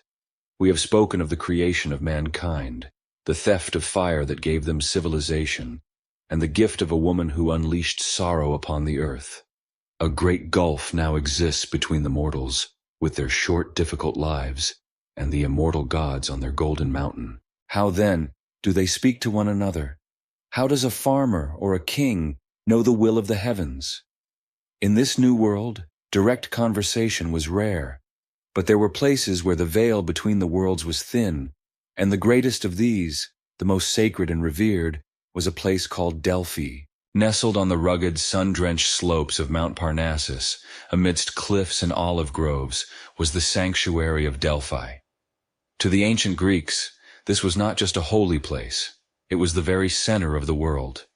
It was said that Zeus, wishing to find the absolute middle of his new kingdom, released 2 golden eagles from opposite ends of the earth. They soared across the continents and the seas, and the spot where they finally met Circling in the sky was Delphi, and here, in the place of their meeting, Zeus placed a sacred stone, the very omphalos, or navel stone, that his mother Rhea had once wrapped in swaddling clothes to fool his father, Cronus. The stone that had saved the king of the gods now marked the heart of his world. But this place was ancient, long before Zeus and his siblings ever came to power. In the beginning, it belonged to their grandmother, Gaia, the earth. The deep power of the planet itself emanated from a chasm in the rock, and this sacred spot was guarded by her son, a monstrous and terrifying serpent named Python. For ages, the whispers of the Earth Mother were the only divine voice heard in that valley. But the age of the Earth gods was over. A new order had arrived. Into this valley one day came a young god, radiant and terrible in his beauty. It was Apollo, the son of Zeus and Leto, whose difficult birth we have already witnessed. Now grown, he was a god of light, music, poetry, and reason. He sought a place to build his temple, a place from which his voice could guide the mortal world. He chose Delphi, but first he had to claim it. He faced the great Python in a battle that shook the mountainside, a clash between the old, dark, chthonic powers of the earth and the new, bright, rational order of Olympus. With his silver bow and golden arrows, Apollo slew the great serpent. He claimed Delphi as his own, and from that day forward it was his voice, not Gaia's, that would speak from the sacred fissure in the rock. And this is how it was done. The voice of the god did not simply boom from the heavens. It was channeled through a mortal woman, a priestess known as the Pythia. She was always a local woman, chosen not for her rank but for her sober character. Once chosen, she served for life. When a supplicant came seeking guidance, and they came from all over the world, from humble farmers to the great kings of Persia and Lydia, the Pythia would prepare herself. She would first bathe in the pure, cold waters of the nearby Castalian spring. Then, chewing on leaves of the sacred bay laurel, she would descend into a small sunken chamber beneath the floor of Apollo's temple, a place called the Adyton. There, she would take her seat on a great bronze tripod, placed directly over the chasm from which the spirit of the earth still breathed. For centuries, my lord, historians dismissed the stories of this sacred breath, this pneuma, as mere fantasy. But in recent times, geologists have surveyed the site. They found that two geologic fault lines intersect directly beneath the ruins of the temple. It is entirely possible that these faults could have released light, intoxicating gases, like ethylene, into the enclosed chamber, enough to induce a euphoric, trance-like state in the priestess who breathed them. The myth, it seems, may have had a foundation of scientific fact. Breathing these sacred fumes, the Pythia would enter an ecstatic state. Her consciousness would recede, and the voice of Apollo would speak through her. But the god's words were not simple or clear. They were wild, rambling, and cryptic. It was the job of the temple priest to stand by, listen to her ravings, and translate them into verses of poetry for the petitioner. And these verses were famously, maddeningly ambiguous. Asking the oracle for advice was not like getting a clear set of instructions. It was more like receiving a weather forecast that simply said, "There will be weather." The most famous example is that of Croesus, the fabulously wealthy king of Lydia. He was considering a war with the rising empire of Persia and sent messengers to Delphi to ask if he should attack. The Pythia's response was, "If you cross the river, a great empire will be destroyed." Overjoyed, Croesus took this as a sign of his impending victory. He crossed the river, attacked the Persians, and was utterly crushed. As he was being prepared for execution, he finally understood the oracle's true meaning. A great empire was indeed destroyed, his own. It is a timeless lesson, my lord, in the importance of reading the fine print before deciding to invade a neighboring country. For 1,000 years, Delphi was the spiritual center of the Greek world. Its cryptic pronouncements guided the founding of colonies, the decisions of kings, and the fates of heroes. It was a place of certainty in an uncertain world. Not the certainty of a clear answer, but the certainty that the gods were watching, and that they would, in their own mysterious way, speak.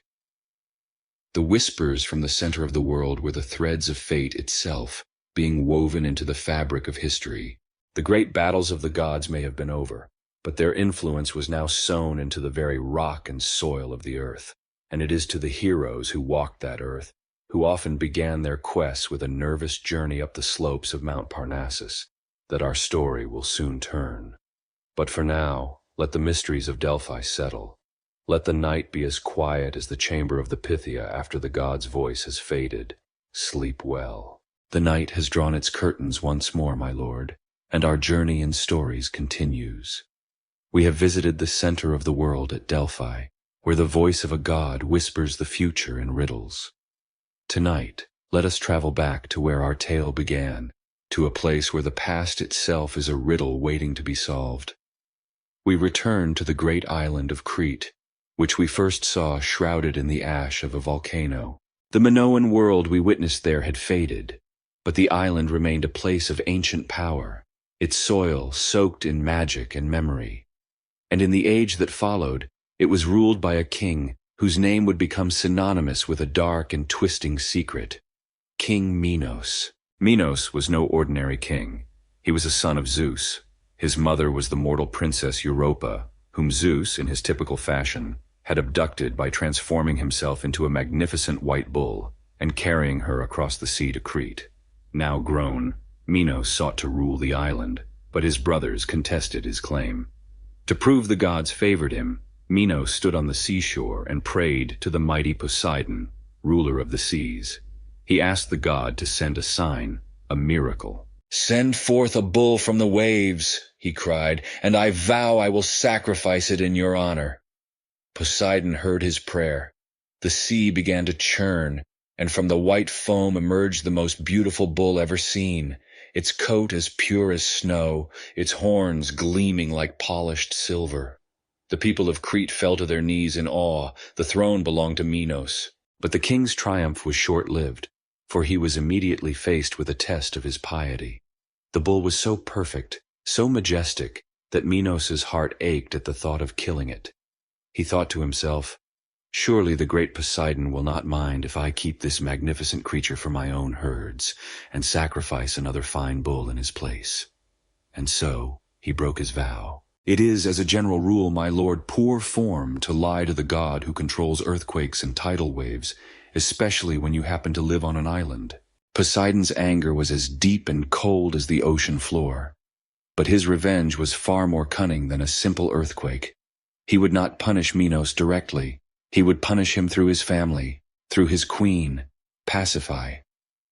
The sea god afflicted the queen with a terrible curse, a maddening, unnatural, and all-consuming passion for the very white bull her husband had refused to sacrifice. She was driven to the point of madness by this divinely inflicted desire. In her desperation, she turned to the most brilliant mind on the island, an inventor and craftsman named Daedalus, an exile from Athens who was serving in the Cretan court. Pasiphae confessed her shameful torment to the inventor and begged him for a solution. Daedalus, a genius who could solve any puzzle, devised a plan of terrible ingenuity. He constructed a hollow, life-sized cow out of wood, then stitched the hide of a real cow over it. He placed the contraption on wheels and rolled it into the meadow where the white bull grazed. The queen concealed herself inside this strange and terrible vessel, and the bull, deceived by the craft of Daedalus, drew near. From this cursed union, a child was born. It was not a man, nor was it a beast. It had the body of a human, but the snarling head and horns of a bull. They named him Asterion, but he is known to the world as the Minotaur, the bull of Minos. The creature was a living symbol of the royal family's shame, a monstrous testament to a broken oath and a god's cruel revenge. As he grew, so did his savagery and his appetite for human flesh. Minos, horrified but unwilling to kill his wife's monstrous offspring, once again summoned Daedalus. He commanded the inventor to build a prison from which the beast could never escape. Daedalus designed his masterpiece, the labyrinth. It was not a simple maze, but a structure of infinite shifting complexity, a three-dimensional knot of passages that turned back on themselves, of halls that led nowhere, and of corridors that spiraled into eternal confusion. At its very center, the Minotaur was imprisoned. It is fascinating, my lord. that when archaeologists in modern times uncovered the great Minoan palace at Knossos on Crete, they found a sprawling, multi-storied complex of hundreds of rooms, so confusing in its layout that it is easy to get lost. All over this palace they found sacred symbols of bulls and double-headed axes, an object whose name in the old language was Labres. It is possible that the memory of this bewildering historical place, the House of the Double Axe, or Labyrinthos, was the seed from which the myth of the maze grew. The story now takes a darker turn. King Minos' son was later killed while visiting the city of Athens. Enraged, Minos declared war and, with his powerful navy, he conquered the Athenians. As the price for their defeat, he imposed a gruesome tribute. Every 9 years, Athens was required to send its 7 most handsome youths and its 7 most beautiful maidens to Crete. They were not to be slaves. They were to be a sacrifice. Unarmed, they would be cast into the entrance of the labyrinth, a tribute to the monster that lurked in the darkness. It was perhaps the most terrifying jury duty summons in all of history. Twice the tribute was paid. Twice the ship with black sails returned to Athens empty, leaving the city in a state of profound mourning. Now the 9th year has come around again. The city weeps as the lots are drawn to choose the 14 unlucky souls. The shadow of the labyrinth stretches all the way across the Aegean Sea, and at its heart a monster waits, hungry for the flesh of the innocent. But this time, something is different. A young man, a prince who has only just learned of his own royal blood, steps forward and volunteers to be one of the 7. He carries a secret and a vow. He will not be food for the beast. He will be its executioner. His name is Theseus, and his story is for another night. For now, let us leave the black-sailed ship in the harbor and the monster in its maze. Let the winding paths of your dreams be more peaceful than the corridors of the labyrinth. Sleep, my lord. The night deepens, my lord, and the stars wheel overhead. We left our story on the island of Crete, in a city gripped by a dark secret, where a monster in a maze awaited a tribute of human lives. But before we follow the young hero Theseus into that darkness, we must first speak of another prisoner on that island, a man trapped not by walls, but by his own brilliance. This is the story of Daedalus, the genius who built the labyrinth, and of the terrible price he paid for his own freedom. Daedalus, the master craftsman from Athens, had served King Minos for many years. His mind was a fountain of invention. It was he who had built the hollow cow for Queen Pasiphae, a secret he was forced to keep. It was he who had designed the inescapable labyrinth, another secret that weighed heavily upon him. He was the king's most prized possession, and for that reason, he was also the king's most guarded prisoner. Minos would never allow the man who knew his family's darkest secrets to leave the island.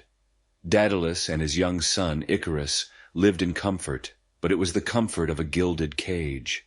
Every day, Daedalus would look out across the sea, his heart aching with longing for his home, for Athens. He knew that Minos controlled every ship, every port. To escape by sea was impossible. To escape by land was to be stranded on an island. And so, his gaze turned upward, to the sky. When your only options for leaving a tightly controlled island are by land or by sea, and both are guarded by a suspicious king, inventing air travel seems like a perfectly reasonable third option. Daedalus began to study the birds as they swooped and soared on the ocean winds.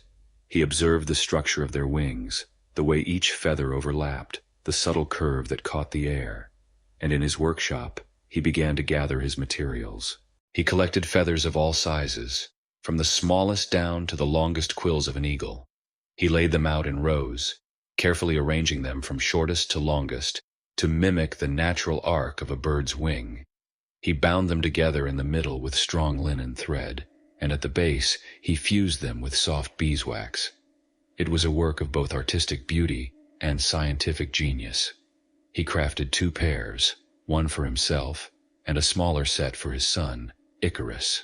When the wings were complete, Daedalus tied them to his own back, and with a few tentative flaps, he lifted himself into the air. He learned to angle the wings, to ride the thermal currents, to glide and to climb. He, a mortal man, had conquered the sky. Now it was time. He brought the second pair to his son and began to tie them to the boy's shoulders.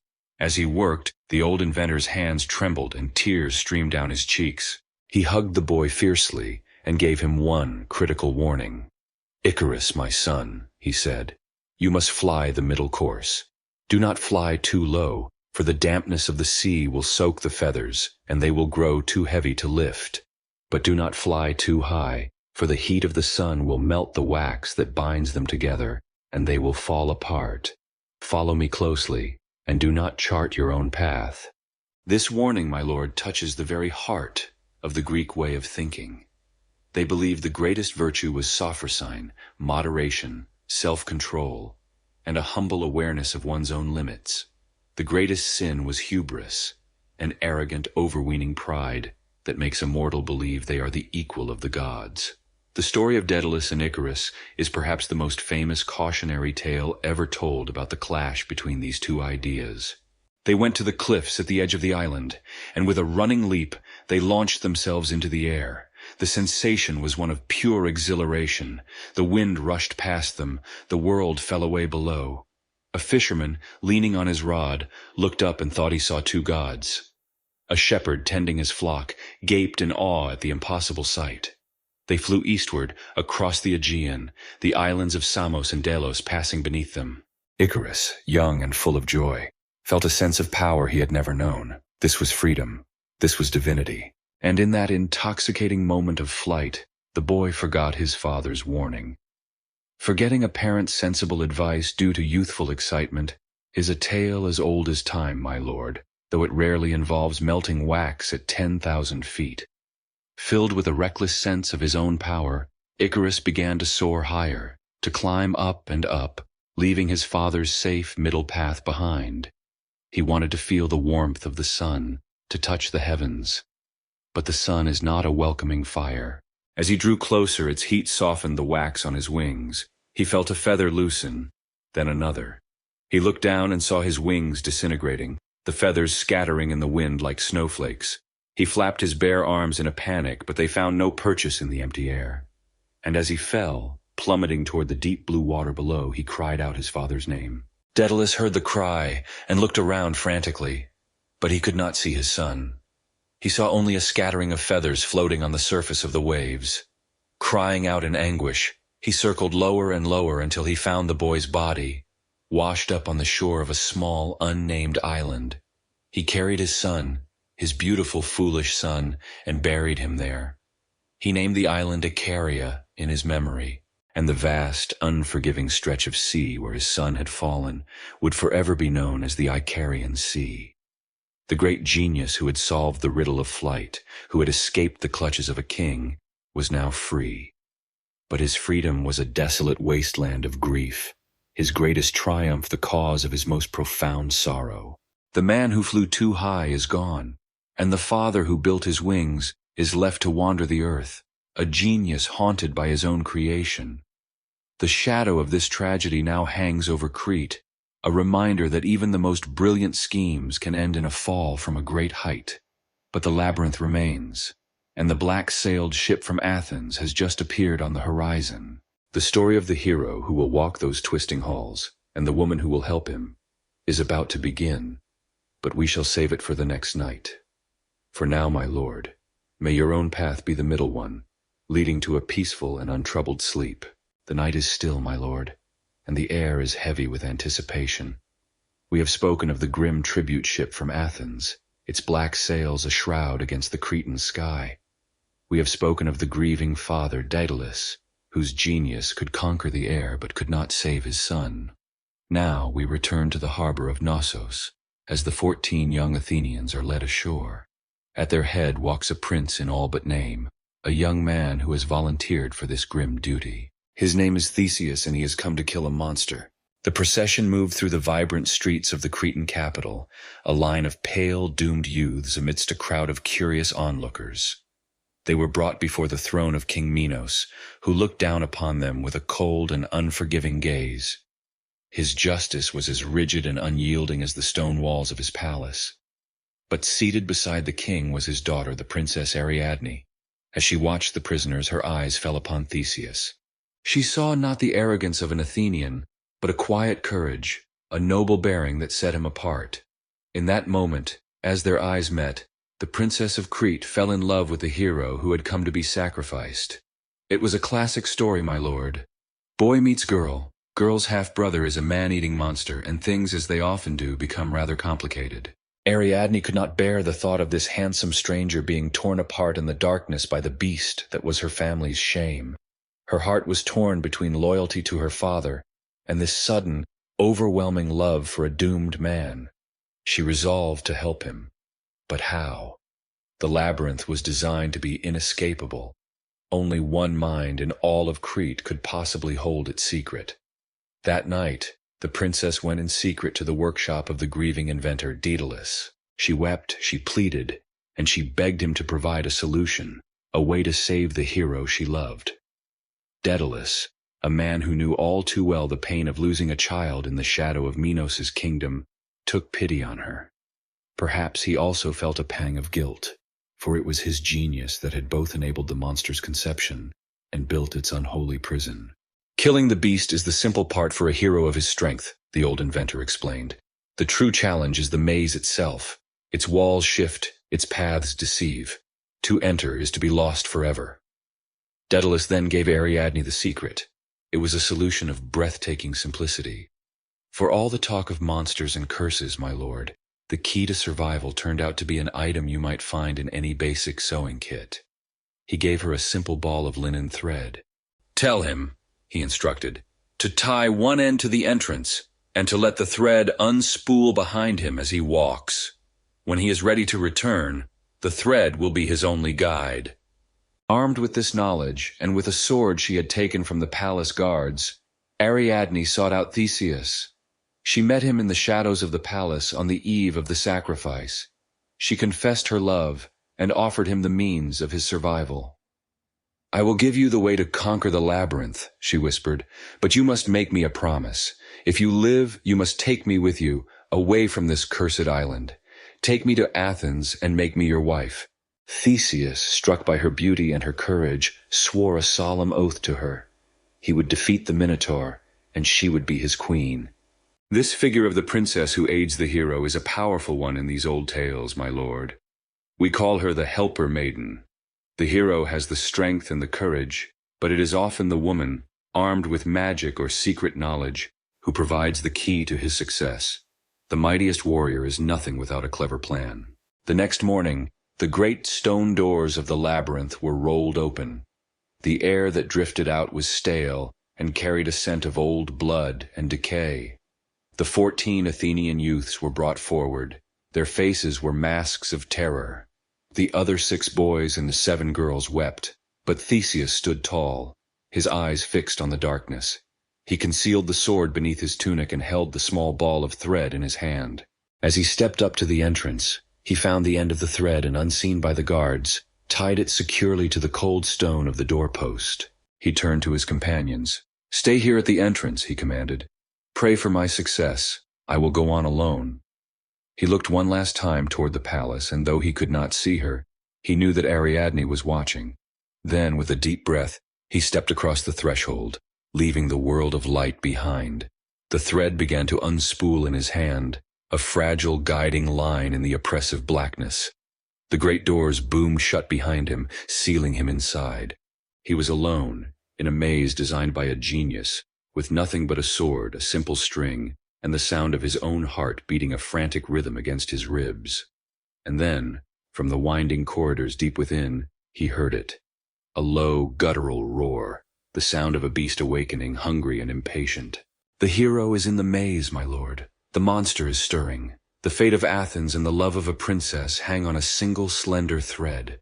What happens next in that place of shadows is a story for tomorrow. Until then, let your own path be straight and clear, and may your dreams be free of mazes. Sleep now. The hour is late, my lord, and the world outside is dark. But it is not as dark as the world a young hero stepped into, a world of stone and shadow beneath the palace of Crete. We left Theseus at the entrance to the labyrinth, a single thread his only guide, a monster's roar his only welcome. Let us follow him now into that darkness. The air within was thick and cold, smelling of damp earth and old, forgotten butcheries. The corridors twisted in ways that defied logic, designed by a genius to unravel the mind.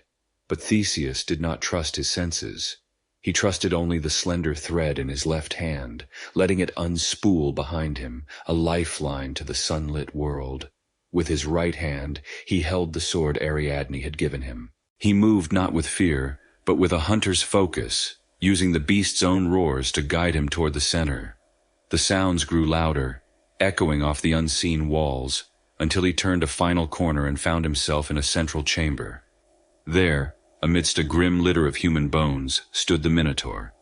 It was a creature of immense size and brute strength, but in its eyes there was not only savagery but a deep and lonely confusion. It was a prisoner, a mistake of the gods, a nightmare born of shame, but it was also a killer. With a bellow of rage it charged. The fight was not one of long, clanging swordplay. It was a primal struggle in the dark. Theseus was a student of the art of wrestling, and he used his speed and agility against the monster's brute force. He dodged the sweeping horns, sidestepped the crushing blows, and when he saw his opening, he drove the bronze sword deep into the creature's heart. The Minotaur gave one last, shuddering roar, a sound not of anger but of surprise and release, and then fell silent upon the stone floor. The curse of Crete was broken. Now came the true test.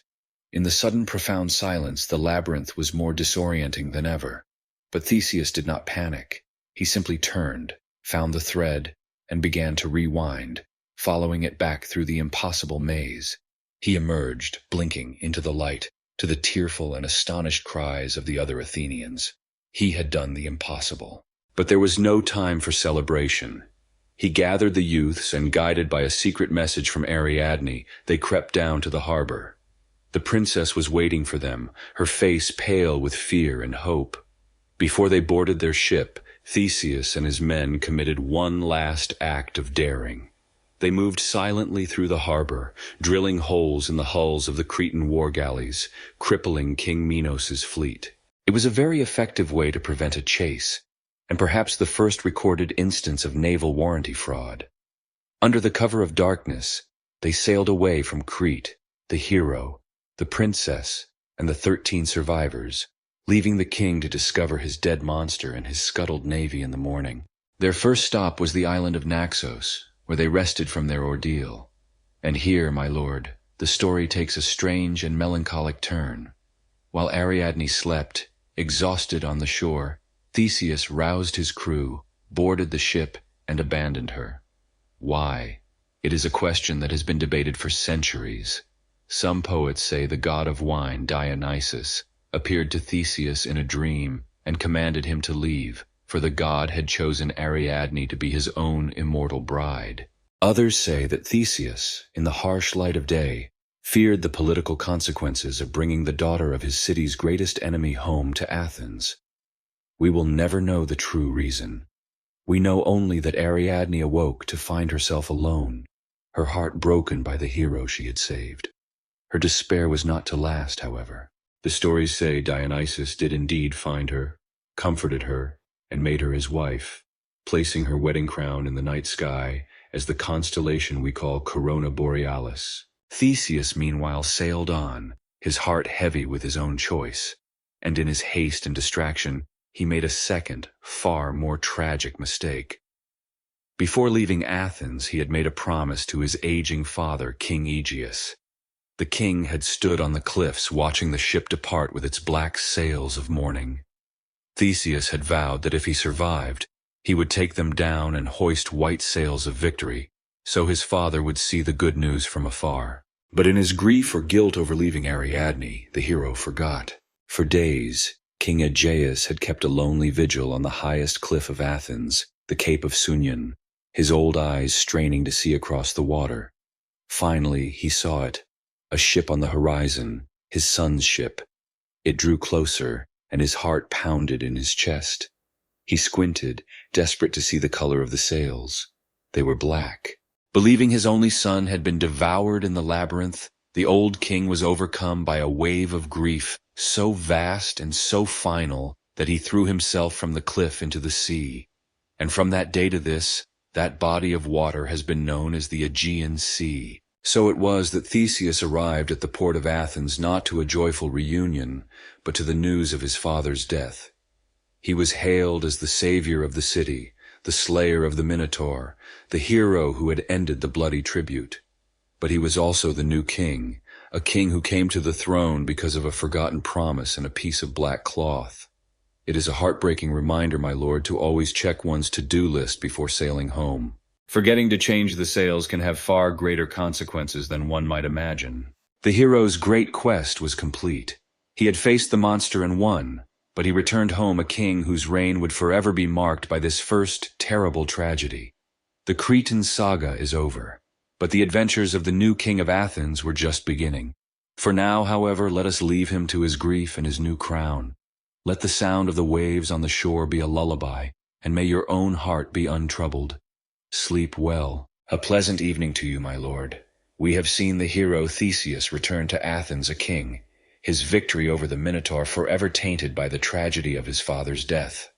But Athens was not the only great city in that age of heroes. Tonight, let us turn our gaze to another kingdom, to the ancient citadel of Argos, and to a hero whose story begins not with a great quest, but with a terrifying prophecy and a prison of bronze. In Argos reigned a king named Acrisius. He was rich and powerful, but his heart was troubled, for he had no sons to inherit his throne, only a single beautiful daughter named Danae. Desperate for an heir, he made the long journey to the slopes of Parnassus, to the oracle of Delphi, to ask the god Apollo what the future held. The words of the Pythia, when they came, were not a comfort, but a curse. "You will have no son," the priestess hissed from her tripod, "and the son of your daughter will be your slayer." The king returned to Argos, his mind a tempest of fear. The prophecy haunted him. To prevent it, he had to ensure his daughter never had a son. But to kill his own child would be to invite the wrath of the Furies, those terrible spirits born from the blood of Uranus who pursue and punish the spillers of familial blood. So he devised a plan he believed to be foolproof. He constructed a chamber, deep underground, with walls, a roof, and a door all made of solid bronze. He imprisoned his daughter Danae in this glittering, lightless tomb with only a small grate in the ceiling for air. Building a daughter-proof bronze bunker is certainly one approach to preventing grandchildren, my lord, though it does tend to put a strain on family holidays. Acrisius had accounted for mortal men, but he had not accounted for the king of the gods. From his throne on Olympus, Zeus looked down and saw the beautiful princess, languishing in her lonely prison. He was overcome with pity and desire.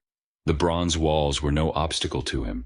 He transformed himself into a shower of golden rain, a cascade of liquid light, and poured down through the grate in the roof, pooling in Danae's lap. From this gentle, divine union, a child was conceived. In the silence of her bronze prison, Danae gave birth to a son. She named him Perseus.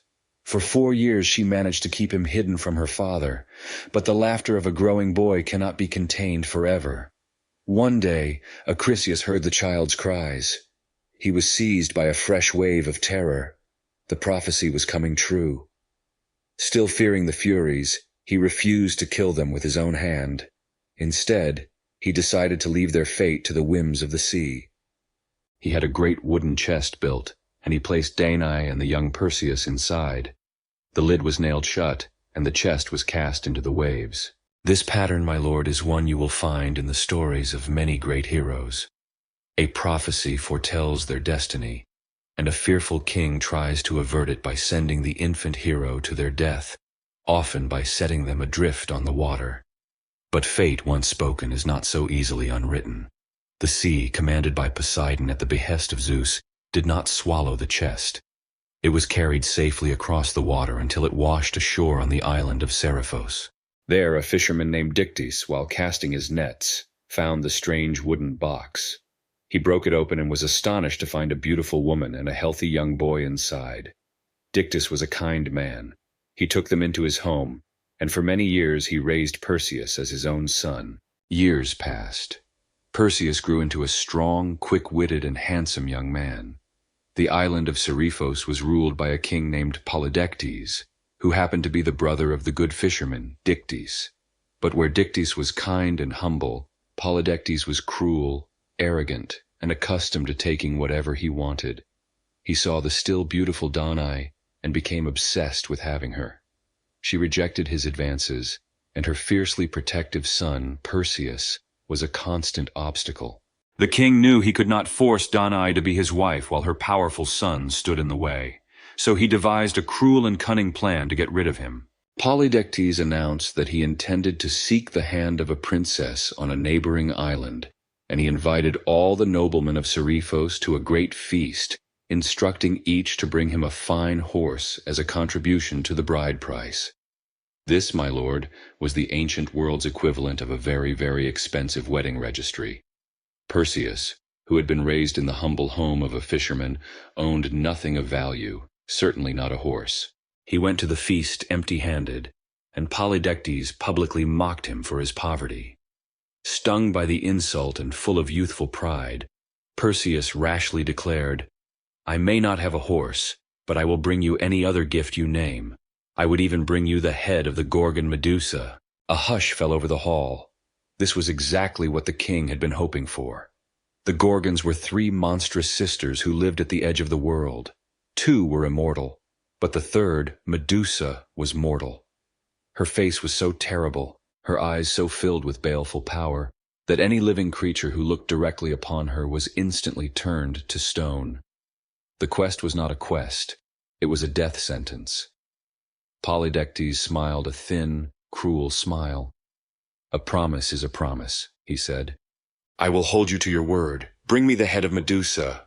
And so Perseus, trapped by his own boastful words, had no choice but to accept. A poor fisherman's son, with no divine weapons, no map, and no knowledge of where to even begin his search, was now tasked with hunting a monster whose gaze meant certain death. His journey into legend was about to begin, born from a king's fear and a tyrant's cruel whim.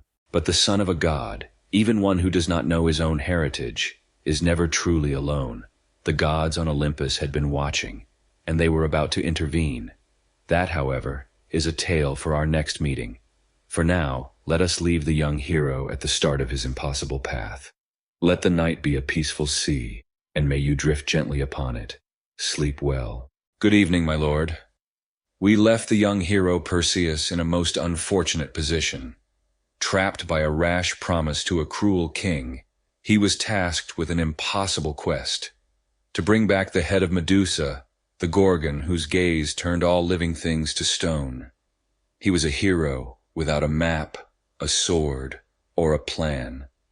It is at such moments of despair, when all seems lost, that the gods often choose to intervene. For Perseus, you will remember, was their blood, and they had not forgotten him. He wandered to the seashore of Seriphos, the very place where his life had been saved as an infant, and he prayed for guidance. As the waves lapped at the shore, two radiant figures appeared beside him. The first was a tall, gray-eyed goddess in gleaming armor, her presence exuding a calm and formidable wisdom. This was Athena. The second was a young god with a traveler's hat and winged sandals, a wry smile playing on his lips. This was Hermes, the messenger. They were his half-siblings, children of Zeus, and they had come to help. "The quest you have undertaken is not one of brute strength," Athena told him, her voice like the calm after a storm. "To face the Gorgon is to face a power that breaks heroes before they can even draw their swords. You will need special tools, and we will help you find them." Hermes explained the first step. They did not have the weapons he needed, but they knew who did: the Stygian nymphs. The problem was, only the Graii, the Grey Sisters, knew the location of the nymph's hidden grove. And so, guided by Hermes, Perseus began his true journey. He traveled to a land of perpetual twilight at the edge of the world, to a grim cave where the Graii lived. They were three ancient women, sisters to the Gorgons themselves, born old with gray hair and withered skin. Between the three of them, they shared a single removable eye and one solitary tooth. It's a system, my lord, that requires a great deal of trust and excellent hand-eye coordination, or perhaps more accurately, hand-to-eye socket coordination. Perseus hid himself and watched their strange ritual as they passed the eye from one to another, each taking her turn to see the dim world around them. Waiting for the precise moment when the eye was in midair, being passed between hands, Perseus darted forward and snatched it. The sisters were plunged into total blindness and helpless panic. He told them he would not harm them, but he would not return their precious eye until they revealed the path to the Stygian nymphs. With no other choice, they gave him the directions he needed. He tossed the eye back to them, and leaving them to their bickering, set off once more. He found the nymphs in a sun-dappled secret garden. They greeted him kindly, knowing he was on a divine quest, and they gave him 3 magical gifts. The first was a pair of winged sandals, much like the ones Hermes wore, which would allow him to travel through the air. The second was a helmet, which they called the Cap of Darkness. It was, in fact, the helm of Hades, which rendered its wearer completely invisible. The third was a special bag, a cabesis, woven from a strange, tough material. It was the only bag that could safely contain the Gorgon's head, for its petrifying power remained potent even after death. His new gear acquired, Hermes and Athena provided the final pieces. Hermes gave Perseus his own personal weapon, an unbreakable curved sword, an adamantine harpa like the one Cronus had once used to such devastating effect, and Athena gave him her shield of polished bronze, and with it, the most crucial piece of advice. "When you find the Gorgons," she warned, "do not, under any circumstances, look directly at Medusa. Even a fleeting glimpse is enough to doom you. Use this shield as a mirror. Look only at her reflection, and let that guide your hand." Fully equipped, Perseus put on the winged sandals and soared into the sky, flying to the grim, distant land where the Gorgons made their home. As he landed, he saw the proof of their power all around him. The landscape was a silent testament to Medusa's gaze. It was perhaps the world's most terrifying and permanent sculpture garden, dotted with the petrified forms of heroes, merchants, and wild animals, all frozen in their final moment of terror. It was a place with a very strict no-touching and definitely no-looking policy. Perseus put on the Cap of Darkness, becoming invisible. He drew his adamantine sword and held the bronze shield before him like a mirror. He moved quietly toward the cave where the 3 sisters lay sleeping. He saw their reflections in the bronze. 2 of them were terrible, but immortal creatures with golden wings and brass claws. The third, in the middle, was Medusa. She had once been a beautiful priestess, but her hair was now a writhing mass of venomous snakes. Looking only at her shimmering image in the shield, Perseus raised his sword, took a deep breath, and with one swift, clean stroke, he severed her head from her body. A strange and miraculous thing then happened. From the neck of the slain Gorgon, 2 beings sprang forth, the children she had conceived with the god Poseidon long ago. The first was Chrysaor, a giant warrior. The second was Pegasus, a magnificent horse with the wings of an eagle. Without a moment's hesitation, Perseus scooped the ghastly snake-haired head into the cabesis and swung the bag over his shoulder. The 2 immortal Gorgon sisters, Stheno and Euryale, awoke with shrieks of fury. They flew into the air, searching for their sister's killer, but they could see nothing. Perseus, cloaked in invisibility, leaped into the air on his winged sandals and flew away, leaving their cries of rage and sorrow behind him. He had done it. The impossible quest was a success. He held in his possession one of the most powerful and dangerous objects in the world. The head of Medusa, even in death, had a part to play in his story. In fact, the ancient Greeks found the image of the Gorgon's head so powerful that they used it as a protective charm to ward off evil, placing it on their shields and their temples. Perseus had not just destroyed a monster, he now wielded its terror as his own weapon. But his journey home was far from over, and new dangers and new opportunities for heroism lay ahead. For now, let us leave him in flight, a young hero soaring between the clouds, carrying a bag of whispered death. Let us rest until he lands again. Good evening to you, my lord. We left the hero Perseus soaring through the heavens, a bag containing a monster's head slung over his shoulder. He had accomplished the impossible. Now, all that was left was the long journey home to the island of Seriphos. But the path of a hero is never a straight line, and the fates had more in store for him before he could return to his mother.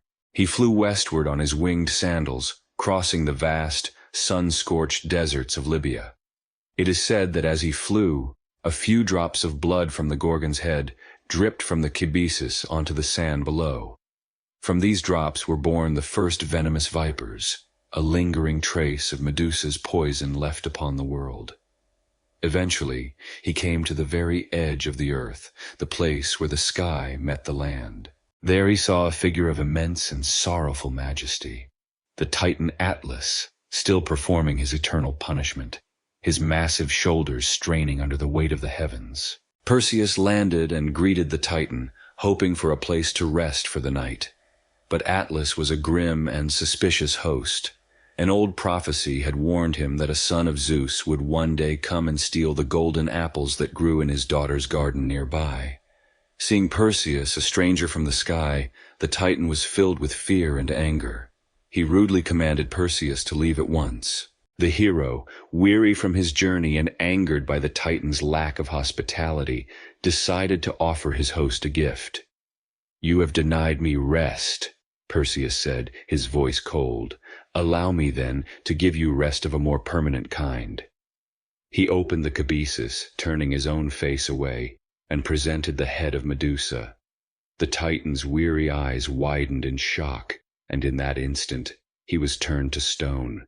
His great body became a mountain range, his beard and hair the forests upon its slopes, his stony shoulders forever holding up the weight of the sky. "It was a rather permanent solution to a hospitality dispute, my lord, and it gave the Titan the one thing he likely wanted most, a very, very long rest." Continuing his journey, Perseus flew over the coast of Ethiopia and saw a strange and terrible sight. The land was being ravaged by great floods, and in the churning waves, a monstrous sea beast called Cetus was terrorizing the shore. And there, chained to a great cliff by the sea, was a young woman of breathtaking beauty, left as a sacrifice. This was the Princess Andromeda. Perseus landed beside her and learned her story. Her mother, the vain queen Cassiopeia, had committed a grievous act of hubris. She had boasted that she and her daughter were more beautiful than the Nereids, the immortal nymphs of the sea. As a general rule of thumb, my lord, if you live in a coastal kingdom, it is best not to insult the immortal sea nymphs. Their boss, Poseidon, tends to take such complaints very seriously. Enraged at the insult, Poseidon had sent the floods and the monster to punish the entire kingdom. The terrified king, Cepheus, had consulted an oracle, which informed him that the only way to save his people was to sacrifice his own daughter to the beast. As Andromeda finished her story, the sea began to boil, and the great monster Cetus rose from the depths. Perseus turned to the girl's frantic parents, who were watching from the shoreline. "I will save her," he called to them, "if you will promise me her hand in marriage." They readily agreed, offering their kingdom as well. Perseus leaped into the air. The battle was a whirlwind of spray and motion. The monster lunged with its massive jaws, and Perseus, with the speed of his winged sandals, would swoop and dive, slashing at it with his adamantine sword.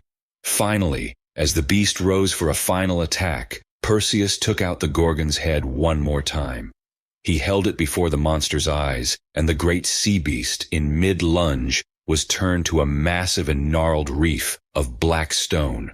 Perseus freed the princess, and the grateful king and queen prepared a lavish wedding feast. But just as the celebration began, the doors to the hall burst open. It was Phineus, the princess's uncle, to whom she had originally been betrothed. He and a small army of followers had come to claim his bride. A vicious fight broke out in the wedding hall. Perseus fought bravely, but he was hopelessly outnumbered. Seeing no other choice, he cried out a warning to his new friends and family. "All who are my allies, turn away your eyes." He opened the kibisis for the last time that day, and held the head of Medusa high. His enemies, who had been charging him with swords raised, were stopped in their tracks, their faces contorted in silent snarls as they became an audience of stone. This tale of pride and punishment was so profound to the Greeks that they immortalized it in the night sky. The constellations of Cassiopeia, Cepheus, Andromeda, Perseus, and even Pegasus, the winged horse, can all be found tracing their story among the stars. It is a timeless reminder that the gods are always watching, and that the consequences of human arrogance are written not just on earth, but in the heavens themselves. Now, with his bride at his side, his heroic reputation firmly established, Perseus was finally ready to complete his journey. The island of Seriphos, the cruel king Polydectes, and the mother he had sworn to protect were waiting. His quest was almost over, but the prophecy that had started his life, the one about a grandson and a slain king, had not yet been fulfilled. For tonight let us leave the hero and his new wife at their strange and silent wedding feast. Let the stars of their story watch over you as you sleep. Rest well. The hour is late, my lord, and the world is breathing softly around us. We left the hero Perseus at his own wedding feast, a strange and silent affair attended by statues of his defeated enemies. He had saved a princess and turned a titan to stone, but the original purpose of his quest, the one he had sworn to King Polydectes, was still undone. It was time to return home. With his new bride Andromeda at his side, Perseus set sail for the island of Seriphos. When he arrived, he sought out his surrogate father, the kind fisherman Dictys. He learned that the situation was dire. In his long absence, King Polydectes, believing Perseus to be dead, had become bolder in his cruelty. He had tried to force himself upon Danae, and she and Dictys had been forced to flee and take sanctuary at the altar of a temple, a sacred space the king dared not violate. Perseus's heart filled with a cold and righteous anger. He went alone to the palace, where he found Polydectes and his friends feasting and drinking, celebrating the good fortune of having the hero out of their way. The king looked up and his jaw fell open in shock. He quickly masked his surprise with a scornful laugh. "So, the boy returns," he sneered. "Empty-handed, I assume. Or did you tire of your wild goose chase?" The king's friends joined in the laughter. Polydectes had sent Perseus on a fool's errand, and it had, it seemed, backfired spectacularly. It was the ancient equivalent, my lord, of asking an assistant to fetch an impossible item, only to have them return with a god's own weapon. "I have the gift I promised," Perseus said, his voice quiet and dangerous. He held up the cabezus. "But the sight is a terrible one. I would advise any here who are my friends to turn away their eyes." A few of the courtiers, and certainly Dictys who had come with him, understood and shielded their faces. But Polydectes and his core followers only laughed louder. "The boy is mad," the king cried. "Show us this trinket of yours."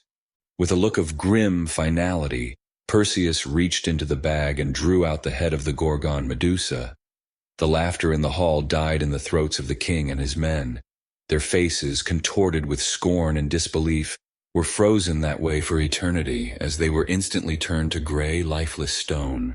Justice had been served. Perseus made the good Dictys the new king of Seriphos, a role he accepted with humility. The hero's task was now complete. He had no more need for the divine tools that had aided him. The gods Hermes and Athena appeared to him once more. To Hermes he returned the winged sandals, the cap of invisibility, and the special bag. To Athena he gave the greatest prize of all, the head of Medusa. The goddess of wisdom took the Gorgon's head and mounted it upon her own shield, the Aegis, where its terrible power would serve as a symbol of her might and a weapon to terrify her enemies. With his mother safe and the cruel king defeated, Perseus decided it was time to face his own past. He, his mother Danae, and his wife Andromeda set sail for Argos, the kingdom of his birth, to finally meet his grandfather, King Acrisius. News of the hero's journey travels fast, however. When King Acrisius heard that his grandson, the boy he had cast into the sea, was alive and returning, a famous hero who wielded the power of a Gorgon, he was utterly terrified. The prophecy of his own death rushed back to him. He fled his own city in a panic and sought refuge in the distant kingdom of Larissa. Sometime later, the king of Larissa held a great funeral games in honor of his father. Perseus, a celebrated hero and athlete, was invited to attend. He traveled to Larissa, with no knowledge that his grandfather was also hiding there among the spectators. Perseus entered the discus competition. He took the heavy bronze disc, spun with all his heroic might, and let it fly. It soared through the air, a perfect throw. But then, a sudden gust of wind, or perhaps the unseen hand of fate itself, pushed the discus off course. It veered into the crowd and struck an old man in the head, killing him instantly. When the chaos subsided, the old man was identified. It was King Acrisius of Argos. The prophecy had been fulfilled, not through an act of vengeance or hatred, but through a blameless, tragic accident. The oracle at Delphi, my lord, had a very strict no refunds, no exchanges, and absolutely no escaping your fate policy, which King Acrisius learned in the hardest possible way. This accidental slaying of his own kin, even a kin who had wronged him so terribly, placed a great spiritual stain, a miasma, upon Perseus. He was the rightful heir to the throne of Argos, but he felt he could not rule a kingdom whose king he had killed. So he found the heir to the neighboring kingdom of Tiryns and offered a trade. Perseus became the king of Tiryns, and there, with his beloved Andromeda, he reigned for many long and peaceful years. They founded a great dynasty of rulers, and their bloodline would pass down through the ages, eventually producing a child who would become the greatest and most tragic of all the Greek heroes, the mighty Heracles. The story of the boy born of a golden shower is complete. He survived the sea, conquered a monster, saved a princess, and fulfilled his destiny. His great adventure ends not in more conflict, but in a long and prosperous peace. But the seeds of his legacy are already sown, and from them a new hero, one of even greater strength and greater sorrow, is waiting to be born. That, of course, is a story for another night. May your own fate be far gentler. Rest now. The night deepens, my lord, and our chronicle of heroes continues. We saw the tale of Perseus end in a long and peaceful reign, a rare and happy fate for a man who began his life adrift in a wooden chest. But the peace of one generation is often the quiet before the storm of the next. From the bloodline of Perseus and Andromeda, a new hero was born, a great-grandson who was destined to be the strongest mortal to ever walk the earth. And as is so often the case with greatness, his life was marked from its very first breath by an equally great measure of tragedy. His name was Heracles. His story begins with a boast from the king of the gods. On the day Heracles was due to be born to the mortal woman Alcmene, Zeus stood before the assembly on Olympus and declared with a proud laugh, "Hear me, all gods and goddesses, this day a child of my blood will be born, who shall be the ruler of all those who dwell around him." Hera, his ever-watchful and ever-jealous queen, heard this proclamation, and her heart filled with a familiar cold fury. Another child of Zeus's infidelity, and this one destined for greatness. She would not stand for it. She approached her husband with a sly smile. "You must swear an unbreakable oath on the river Styx," she said, "that your words will be true, that the child of your blood born before this night falls will indeed be a great king." Zeus, blinded by his own pride, readily swore the oath. Hera then moved with the speed of pure spite. She flew down to earth. First, she went to the palace where Alcmene was in labor, and using her divine power as the goddess of childbirth, she magically delayed the birth of Heracles. Then, she sped to the castle of his cousin, who was also of Zeus's bloodline, and induced a premature birth. And so, a weak and sickly infant named Eurystheus was born first, just before sunset. Hera returned to Olympus and informed her husband of the news. Zeus was trapped by his own oath. The prophecy was now bound not to the strong and noble Heracles, but to the cowardly and insignificant Eurystheus. It was a masterclass, my lord, in divine bureaucracy and loophole exploitation. The greatest hero of Greece was now fated to be the subject of a lesser man. When Alcmene finally gave birth, she named her son Alcides. It was only later that his name was changed to Heracles, which ironically means the glory of Hera, in a futile attempt to appease the goddess. Hera was not appeased. That night she sent 2 monstrous serpents into the nursery to kill the infant in his crib. But when the snake slithered over the edge of the cradle and coiled to strike, The baby did not cry. He awoke, gurgled with delight, and with his chubby, infant hands, he seized the snakes, one in each fist, and effortlessly strangled them. Most parents, my lord, worry about their baby swallowing a small toy. Alcmene had to worry about hers redecorating the nursery with giant dead reptiles. The challenges of raising a demigod were already apparent. Heracles grew into a man of incredible power, a giant with a booming laugh and an appetite to match his strength. He was a master of the bow, the chariot, and the art of wrestling. He was good-natured and kind, a champion of the common folk. He married the princess of Thebes, Megara, and she bore him several children. For a time, he knew a life of happiness and peace, a celebrated hero with a loving family. And this, to Hera, was the greatest offense of all. She had been watching from Olympus, her hatred simmering for years. She could not kill him, but she could destroy him. She struck the hero with a sudden, terrible madness. His mind was twisted. He looked at his own beloved wife and children, and saw not family, but terrifying monsters, enemy soldiers sent to kill him.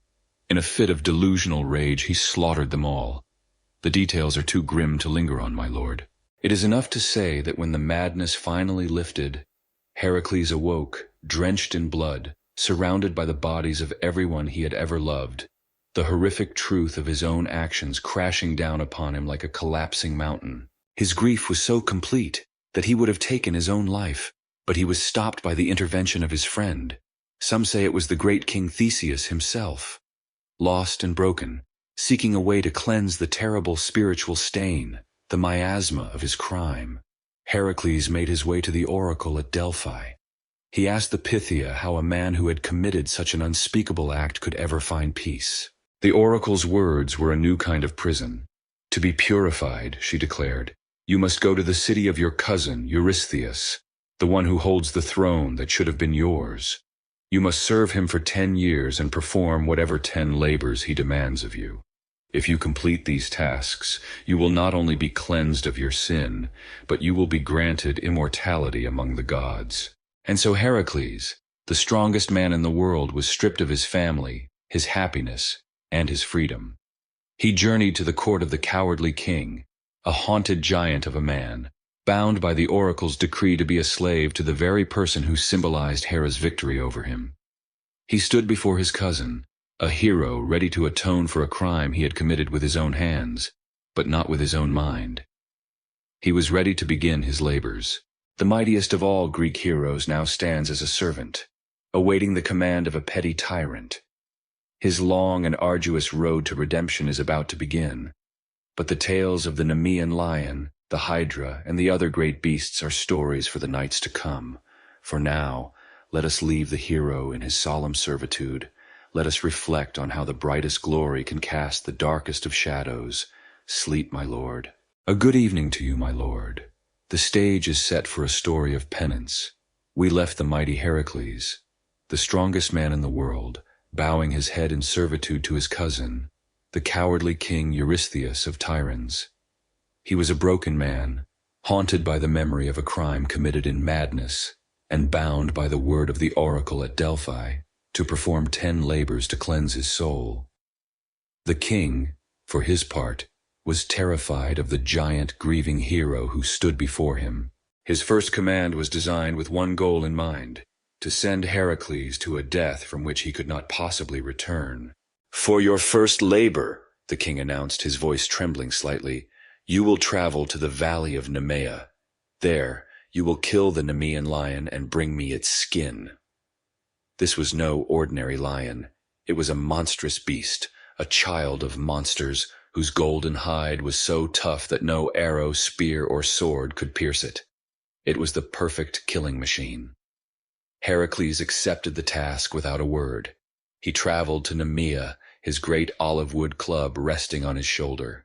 He soon found the lion's trail, a path of grim destruction. When he finally confronted the beast, he fired a volley of arrows, but they bounced harmlessly from its shimmering hide. He swung his club with all his might, and the great timber shattered against the lion's skull, only succeeding in annoying it. Realizing that forged weapons and brute force were useless, Heracles changed his strategy. He chased the lion into its cave, which had two entrances. He blocked one with a great net of boulders, and then entered through the other. In the darkness of the lair, the fight became a primal struggle. Heracles cast aside his broken weapons and wrestled the beast with his bare hands. He wrapped his immense arms around the lion's neck, and in a final, titanic struggle, he squeezed until the life faded from the monster's eyes. The beast was dead, but the task was only half done. He still needed to skin it. After trying and failing with his own knife, Heracles had a moment of grim inspiration. He carefully used one of the lion's own razor-sharp claws to slice open the impenetrable pelt. He skinned it, and throwing the golden hide over his shoulders, he returned to Tiryns. When he strode into the court, wearing the skin as a cloak and the lion's snarling head as a helmet, King Eurystheus shrieked in terror. He scrambled from his throne and hid himself in a large bronze storage jar. It was, my lord, the ancient world's first panic room, very secure, but terribly undignified for a king. From that day on, Eurystheus decreed that the hero was forbidden from entering the city, and must display the proof of his labors outside the gates. Annoyed and terrified that Heracles had succeeded, Eurystheus devised a second, even more difficult task. You must go to the swamps of Lerna and destroy the Hydra. The Hydra was a venomous, multi-headed water serpent. It had 9 heads, one of which was immortal. And for every head that was severed, 2 more would spring up in its place. So Heracles traveled to Lerna, this time taking his loyal nephew Iolaus to help drive his chariot. He drew the monster from its lair with flaming arrows. The creature emerged, hissing, its poisonous breath fouling the air. Heracles began the grim work, smashing at the heads with his new, unbroken club. But just as the stories said, for each head he crushed, 2 more grew back, angrier than before. To make matters worse, his divine tormentor Hera sent a giant crab to scuttle out of the swamp and nip at the hero's feet. Heracles, in a moment of frustration, crushed the crab with his heel. Seeing his direct approach was failing, Heracles called to his nephew. "Bring the torch!" he yelled. "We must fight fire with fire!" A new plan was formed. Heracles would sever a head with his sword, and before it could regrow, Iolaus would immediately press the burning torch to the bleeding stump, cauterizing the wound and preventing new heads from sprouting. One by one, they systematically destroyed the mortal heads, until only the single immortal head remained. Heracles sliced it off, and they buried it deep beneath a massive boulder on the side of the road. Before leaving, Heracles dipped his arrows in the Hydra's black poisonous blood, creating projectiles so deadly that the slightest scratch would mean certain death. When he returned, Eurystheus, hearing that Iolaus had helped, pettily declared that the labor did not count towards the total of 10. It was a classic case, my lord, of a terrible boss changing the project requirements at the last minute. For the third labor, Eurystheus decided on a different approach. Instead of a monster to be killed, he would give Heracles a task that required delicacy, piety, and patience. You must capture the Cyrenian hind and bring it to me alive and unharmed. This was no simple deer. It was a creature with golden antlers and hooves of bronze, so swift it could outrun an arrow. More importantly, it was sacred to Artemis, the goddess of the hunt. To harm it would be to incur the wrath of a powerful goddess. This labor was not a battle, but a chase that lasted a full year. Heracles pursued the magical creature across the whole of Greece, never resting, never giving up. Finally, after a year-long marathon, the hind grew weary. Heracles managed to capture it without drawing blood. As he was carrying the sacred animal back on his shoulders, the goddess Artemis and her brother Apollo appeared before him, their faces stern and angry. Heracles immediately put the hind down and bowed. He humbly explained the situation, that he was a servant to his king, bound by the oracle to atone for his sins, and that he meant no disrespect to the goddess. Artemis, a goddess who valued determination and respected piety, understood. She forgave him and allowed him to complete his task, on the condition that the hind was returned to her. Heracles presented the living, breathing creature to Eurystheus, who, having no idea what to do with a magical deer, could only watch as Heracles set it free to run back to the wilds and to its divine mistress. 3 tasks were complete. The hero had proven his strength, his ingenuity, and his piety. But his journey of atonement had just begun, and the king, growing ever more desperate, was already devising new and more dangerous labors, tasks that would send Heracles to the very edges of the known world. For now, let us leave the hero at the city gates, his iconic lion skin cloak around his shoulders, awaiting his next command. May your own tasks be far simpler. Sleep well. Another night has fallen, my lord, and our story returns to the greatest of heroes, Heracles, as he stands in service to the least of kings. He has conquered the unconquerable lion, destroyed the regenerating hydra, and captured the sacred hind. With each success, the fear and frustration of his cousin King Eurystheus grew. Realizing that the monsters of Greece were no match for the hero, the king began to devise tasks that were not only dangerous, but demeaning, foolish, and seemingly impossible. For the fourth labor, Eurystheus returned to his original strategy, a large, angry animal. There is a boar of immense size terrorizing the slopes of Mount Erymanthos, he commanded. Capture it and bring it to me alive.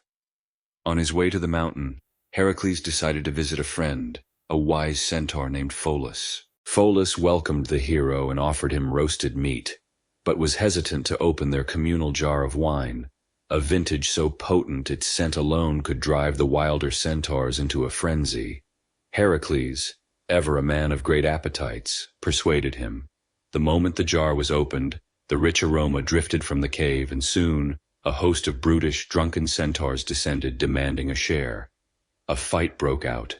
Heracles, defending himself, was forced to use his arrows, the ones tipped in the Hydra's deadly poison. He killed many, but in the chaos, a stray arrow struck his old teacher, the wise and immortal centaur Chiron, in the leg. The poison could not kill an immortal, but it caused him an agony so unbearable and so endless that he would one day choose to give up his immortality just to find the peace of death. In a second tragedy, his host Pholus, marveling at an arrow that could kill such a creature, accidentally dropped it on his own foot and died instantly. It is a sad and recurring theme in our hero's life, my lord. His great power was a constant danger, even to those he loved. It's a story that teaches us to be wary of opening the good wine when you have rowdy neighbors. Grieving, Heracles continued his quest. He found the great boar, and remembering a piece of advice Chiron had once given him, he cleverly chased the beast up the mountainside into a deep winter snowdrift. The boar, floundering and immobilized in the snow, was easily subdued. Heracles bounded and carried it, squealing and struggling, all the way back to Tiryns. When he presented the furious, thrashing beast, King Eurystheus once again took one look at his mighty cousin and the monster on his shoulders, and promptly dived back into his bronze safety jar. For the fifth labor, Eurystheus concocted a task intended not to kill Heracles, but to humiliate him. "You will go to the kingdom of Elis," he said with a smirk. "There King Augeas has the largest herd of cattle in the world. His stables have not been cleaned in 30 years. You will clean them completely in a single day." Heracles arrived to find a scene of unimaginable filth. The waste of thousands of animals over 3 decades was piled as high as a hill, threatening to poison the entire land. But our hero saw not a humiliation, but an opportunity. Without mentioning that he was on a quest, he approached King Augeas and made a wager.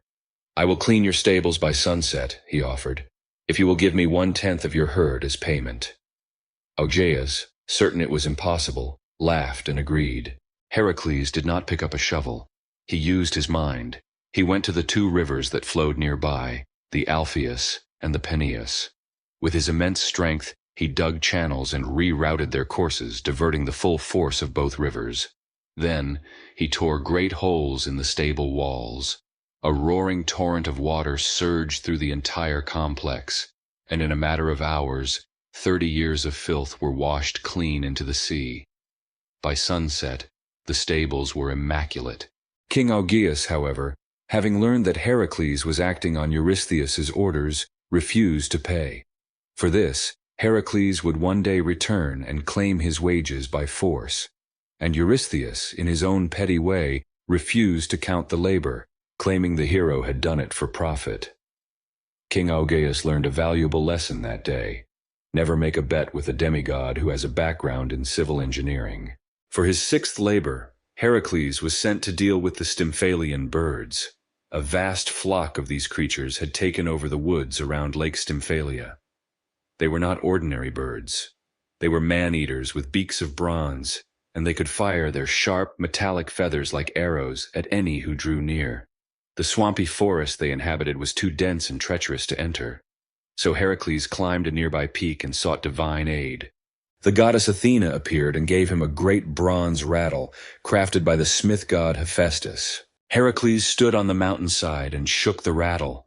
It produced a deafening, jarring, metallic clatter, a sound so unnatural and terrifying that the birds were driven mad. They burst from the trees in a great panicked cloud, circling in the open sky. This was the hero's chance. He drew his bow, and one by one, he shot down dozens of them with his poison-tipped arrows. The rest of the flock, decimated and terrified, flew far away from Greece, never to return. The first half of his sentence was served. Heracles had cleaned his homeland of its most pressing monstrous threats, but King Eurystheus was running out of local beasts and regional nuisances. For the hero's remaining labors, he would have to be sent further, to the very edges of the known world, to face challenges not of this earth. His journey of atonement was about to become a tour of the mythical world. Let us leave him there, my lord, his first 6 labors complete, his legend growing with each victory. Rest now, for his next journeys will be long indeed. The night has returned, my lord, and with it our story. We find Heracles, the hero in chains of penance, having completed the first 6 of his labors. He has cleansed his homeland of its local monsters, and now the petty king who commands him, Eurystheus, must cast his gaze further afield to find new challenges. The hero's journey of atonement is about to go international. For the 7th labor, Eurystheus sent Heracles overseas to an island steeped in myth and memory, Crete. You will capture the Cretan bull, the king commanded. This, my lord, was no ordinary animal. This was the magnificent snow-white bull sent from the sea by Poseidon years before, the one King Minos had failed to sacrifice. It was the sire of the Minotaur. In the years since, the bull had been driven mad, and now it rampaged across the island, breathing fire and destroying the countryside. Heracles sailed to Crete, where a weary King Minos was actually relieved to see him, offering his full support. The hero, in his typical fashion, politely declined the help. He found the bull, and after a tremendous wrestling match, he subdued the beast, and in a feat of incredible strength, rode it across the sea all the way back to the mainland. He presented the captured, still furious bull to Eurystheus. The king, after a customary peek from his safety jar, declared he would dedicate the animal to Hera. But Hera, wanting nothing to do with a trophy that brought glory to her most hated stepson, refused the gift. And so, the bull was set free. It seems, my lord, that King Eurystheus's primary strategy for dealing with captured monsters was not to destroy them, but to simply relocate them to another part of Greece to become someone else's problem. For his 8th labor, Heracles was sent north to the savage kingdom of Thrace. There the giant King Diomedes owned 4 magnificent mares. These horses were not only wild, they were carnivorous, kept chained in their stables and fed on the flesh of any poor soul unfortunate enough to be the king's guest. Heracles' task was to capture these man-eating horses. He sailed to Thrace, defeated the king's stablemen, and managed to drag the monstrous horses to the sea. But King Diomedes and his army pursued him. Leaving the horses in the care of his young companion Abderus, Heracles turned to fight the king. He was victorious, but when he returned he found that the mares had overpowered and devoured his young friend. In a fury of grief and rage, Heracles fed the body of King Diomedes to his own horses. In a strange twist of mythological justice, once the mares had tasted the flesh of their master, their unnatural savagery vanished, and they became as tame as lambs. Heracles bound them and took them back to Eurystheus, who, in his usual lack of imagination, simply set them free. The 9th labor was of a more delicate nature. The king's daughter, Admete, had developed a desire for a particular piece of royal fashion. She wanted the girdle of Hippolyta, queen of the Amazons. This was no simple belt. It was a magical girdle given to the queen by her father Ares, the god of war, and it was the symbol of her power and authority. So Heracles set sail for the distant land of the Amazons, a warrior nation of women who lived on the edge of the known world. The Greeks were endlessly fascinated by this idea, my lord, a society where all their traditional roles were inverted. It was their version of a world turned upside down. When Heracles arrived, he was surprised to be met not with hostility, but with curiosity. Queen Hippolyta came to his ship to greet him. She was impressed by the magnificent hero, and he in turn was charmed by the noble and beautiful queen. He explained his quest, and the queen, seeing no harm in it, simply agreed to give him the girdle as a gift. It was shaping up to be the easiest labor of them all. But of course, Hera was watching. The goddess could not stand to see her stepson succeed with such ease. She disguised herself as an Amazon warrior, and went among the others, spreading a vicious rumor that Heracles was not there for a belt, but to abduct their beloved queen. Once again, Hera proved to be the divine equivalent of someone who starts catastrophic drama just for the sport of it. The Amazon warriors, enraged by this lie, grabbed their weapons and charged the hero's ship. Heracles, seeing the army charging down on him, instantly assumed he had been betrayed by Hippolyta. His diplomatic mission turned into a bloody battle. In the tragic confusion of the fight, Heracles struck down the queen herself. He took the girdle from her lifeless body, fought his way through her grieving warriors, and sailed away, his prize secured. It was a victory, but a bitter one, tainted by the goddess's cruel deception and the death of a noble queen who had intended him nothing but kindness. The hero returned and delivered the girdle to Eurystheus. 3 more labors were complete. He had traveled to the heart of an old myth in Crete, to a savage kingdom in Thrace, and to a nation of warrior women at the edge of the map. With each task, the king was forced to send him further and further into the realm of legend. His next quest would take him to the far west, to an island that lay in the ocean beyond the known world, in the brilliant red light of the setting sun. But that is a story for another time. Let us leave the hero on the shore, the scent of the sea and the memory of his long journeys behind him. May your own travels tonight be only in peaceful dreams. Rest now. Good evening, my lord. We find ourselves once again in the company of the hero Heracles. 9 labors are behind him. He has faced beasts on land and sea, and even confronted a queen of warriors at the edge of the map. With each victory, King Eurystheus grew more desperate. He had exhausted the challenges of the known world. For the 10th labor, he would send Heracles on a journey so far-fetched, so deep into the realm of myth, that he was certain the hero could never return. "You will travel," the king commanded, a note of triumph in his voice, "to the red island of Erythea, which lies in the great ocean at the end of the world. There you will find the monster Geryon and steal his magnificent herd of red cattle." This was a task of pure fantasy. Geryon was a giant with 3 human bodies joined at the waist, possessing 3 heads and 6 arms. His island was a mythical paradise, tinted red by the light of the setting sun, and his beautiful cattle were guarded by a 2-headed dog and a giant herdsman. Heracles began the long walk west, across all of Europe and into the scorching deserts of North Africa. The heat was relentless. One day, utterly frustrated by the blazing sun, the hero stopped, drew his bow, and fired an arrow straight at Helios, the sun god himself.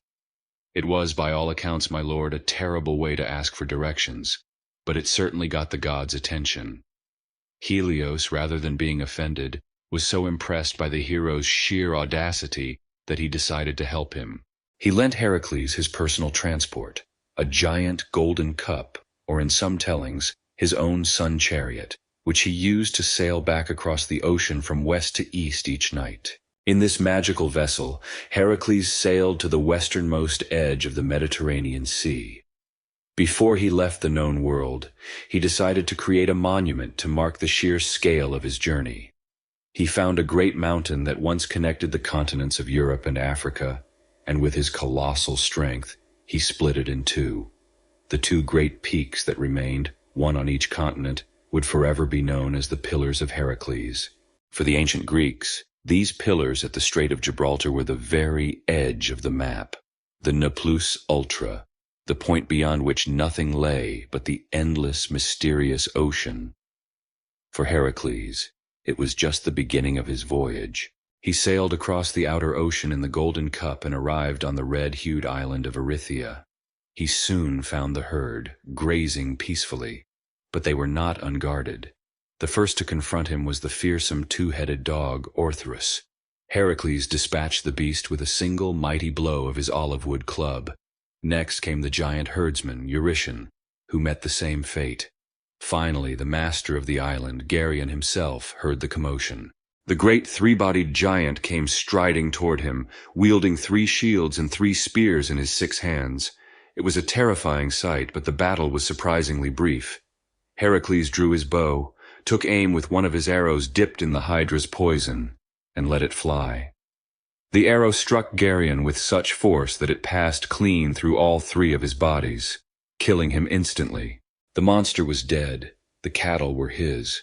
Now came the truly difficult part, herding them all the way back to Greece. The return journey was an epic in itself. Heracles drove the herd across modern-day Spain and France. As he was passing through what would one day be Italy, a fire-breathing giant named Cacus stole some of the best cattle, cleverly dragging them backwards by their tails into his cave so their tracks would lead in the wrong direction. But Heracles was not fooled for long. When he heard the faint lowing of his stolen cows, he tore the top off the mountain where Cacus was hiding, found the giant, and killed him. He continued his journey, but as he neared his destination, his divine nemesis, Hera, made one last attempt to thwart him. She sent a stinging gadfly down from Olympus, which buzzed around the red cattle, driving them into a panicked frenzy. The entire herd scattered, stampeding in all directions. It took Heracles the better part of a year to painstakingly track them all down and reassemble the herd. Finally, exhausted but successful, he arrived at the court of Eurystheus and presented the magnificent red cattle. The king, in his usual manner, had no use for them. He simply sacrificed the entire herd to Hera. After a year-long journey fighting giants and chasing cows across a continent, my lord, the prize was immediately disposed of. It was the ultimate divine regifting, and Hera, given her feelings about the hero, was probably not even that grateful. 10 labors were now complete. 10 times Heracles had been sent to his doom, and 10 times he had returned victorious. According to the oracle at Delphi, his penance should have been over. But King Eurystheus, ever the petty tyrant, shook his head. 2 of your labors do not count, he declared.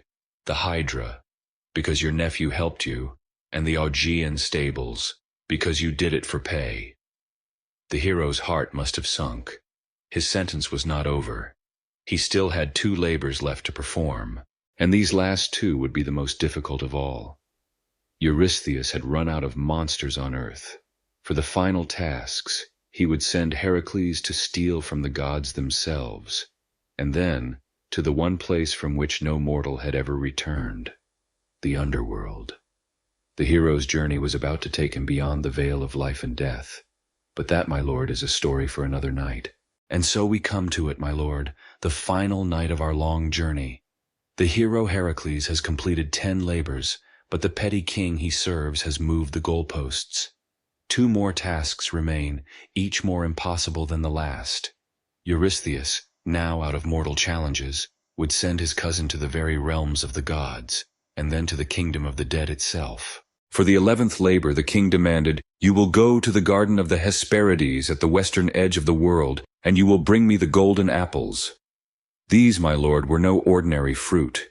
They were the apples that Gaia, the earth, had given to Hera as a wedding present, granting immortality to those who ate them. They were guarded by the Hesperides, nymph daughters of the Titan Atlas, and by a sleepless 100-headed dragon named Ladon. The first challenge was simply finding the place. On his journey, Heracles wrestled with a shape-shifting sea god to learn the way. And as he traveled to the far ends of the earth, he came upon a lonely peak in the Caucasus Mountains. There he saw a sight of great and ancient sorrow, the Titan Prometheus, still chained to the rock, his liver being torn out by a great eagle. After millennia of torment, The champion of mankind's suffering was about to end. Heracles, filled with awe and pity, drew his bow and shot the eagle from the sky. With his great strength he shattered the chains, freeing the Titan at last. In gratitude, Prometheus gave the hero a vital piece of advice. Do not take the apples with your own hands. You must find a way to let Atlas fetch them for you. Heracles found the mighty Titan Atlas, still straining under the weight of the heavens. The hero made him an offer. Greetings, Titan. I will take your burden and hold up the sky for you, if you will do me the service of fetching 3 golden apples from your daughter's garden. Atlas, who had not known a moment's rest in ages, could scarcely believe his ears. He eagerly agreed. Heracles braced himself, and the Titan carefully transferred the crushing weight of the entire cosmos onto the hero's shoulders.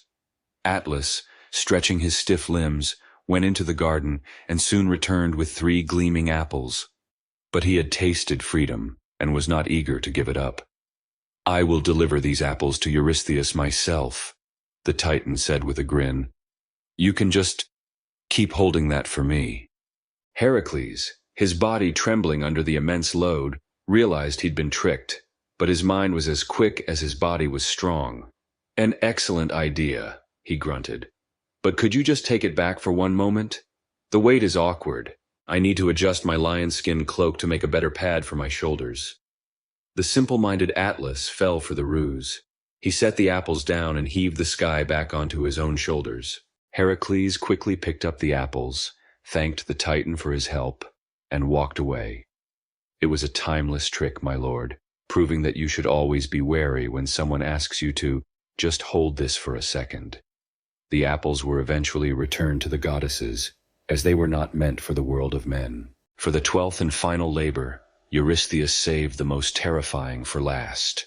Go down into the underworld, he commanded, his voice a triumphant whisper, and bring me back Cerberus, the hound of Hades. This was a death sentence. Heracles, guided by the gods, journeyed to a dark cavern that led to the land of the dead. He descended into the gloom, the ghostly shades of the departed fleeing before his living presence. He came at last before the throne of King Hades and his queen, Persephone. He respectfully stated his purpose and asked for permission to borrow their guard dog. Hades, perhaps amused by the hero's sheer audacity, agreed on one condition. Heracles had to subdue the beast with his bare hands, using no weapons. The hero found Cerberus at the gates of hell, a monstrous dog with 3 snarling heads, a tail that was a living serpent, and a mane of writhing snakes. Protected by his impenetrable lion skin, Heracles lunged and wrapped his arms around the beast's 3 necks. The hound thrashed and roared, its serpent tail striking at him, but the hero's grip was absolute. He squeezed until the great monster whimpered and went limp, subdued. He then dragged the beast out of the underworld and all the way to Tiryns. When King Eurystheus saw the drooling 3-headed nightmare from his worst dreams, he let out a scream of pure terror, leaped back into his bronze jar, and begged Heracles to take it away. Eurystheus finally learned that there are some things you just don't ask for. A 3-headed hound from the underworld, it turns out, makes for a very poor houseguest. Heracles dutifully returned Cerberus unharmed to his master in the underworld. His 12 labors were complete. He was free. The stain on his soul was cleansed. His story, of course, would continue, but his great penance was over.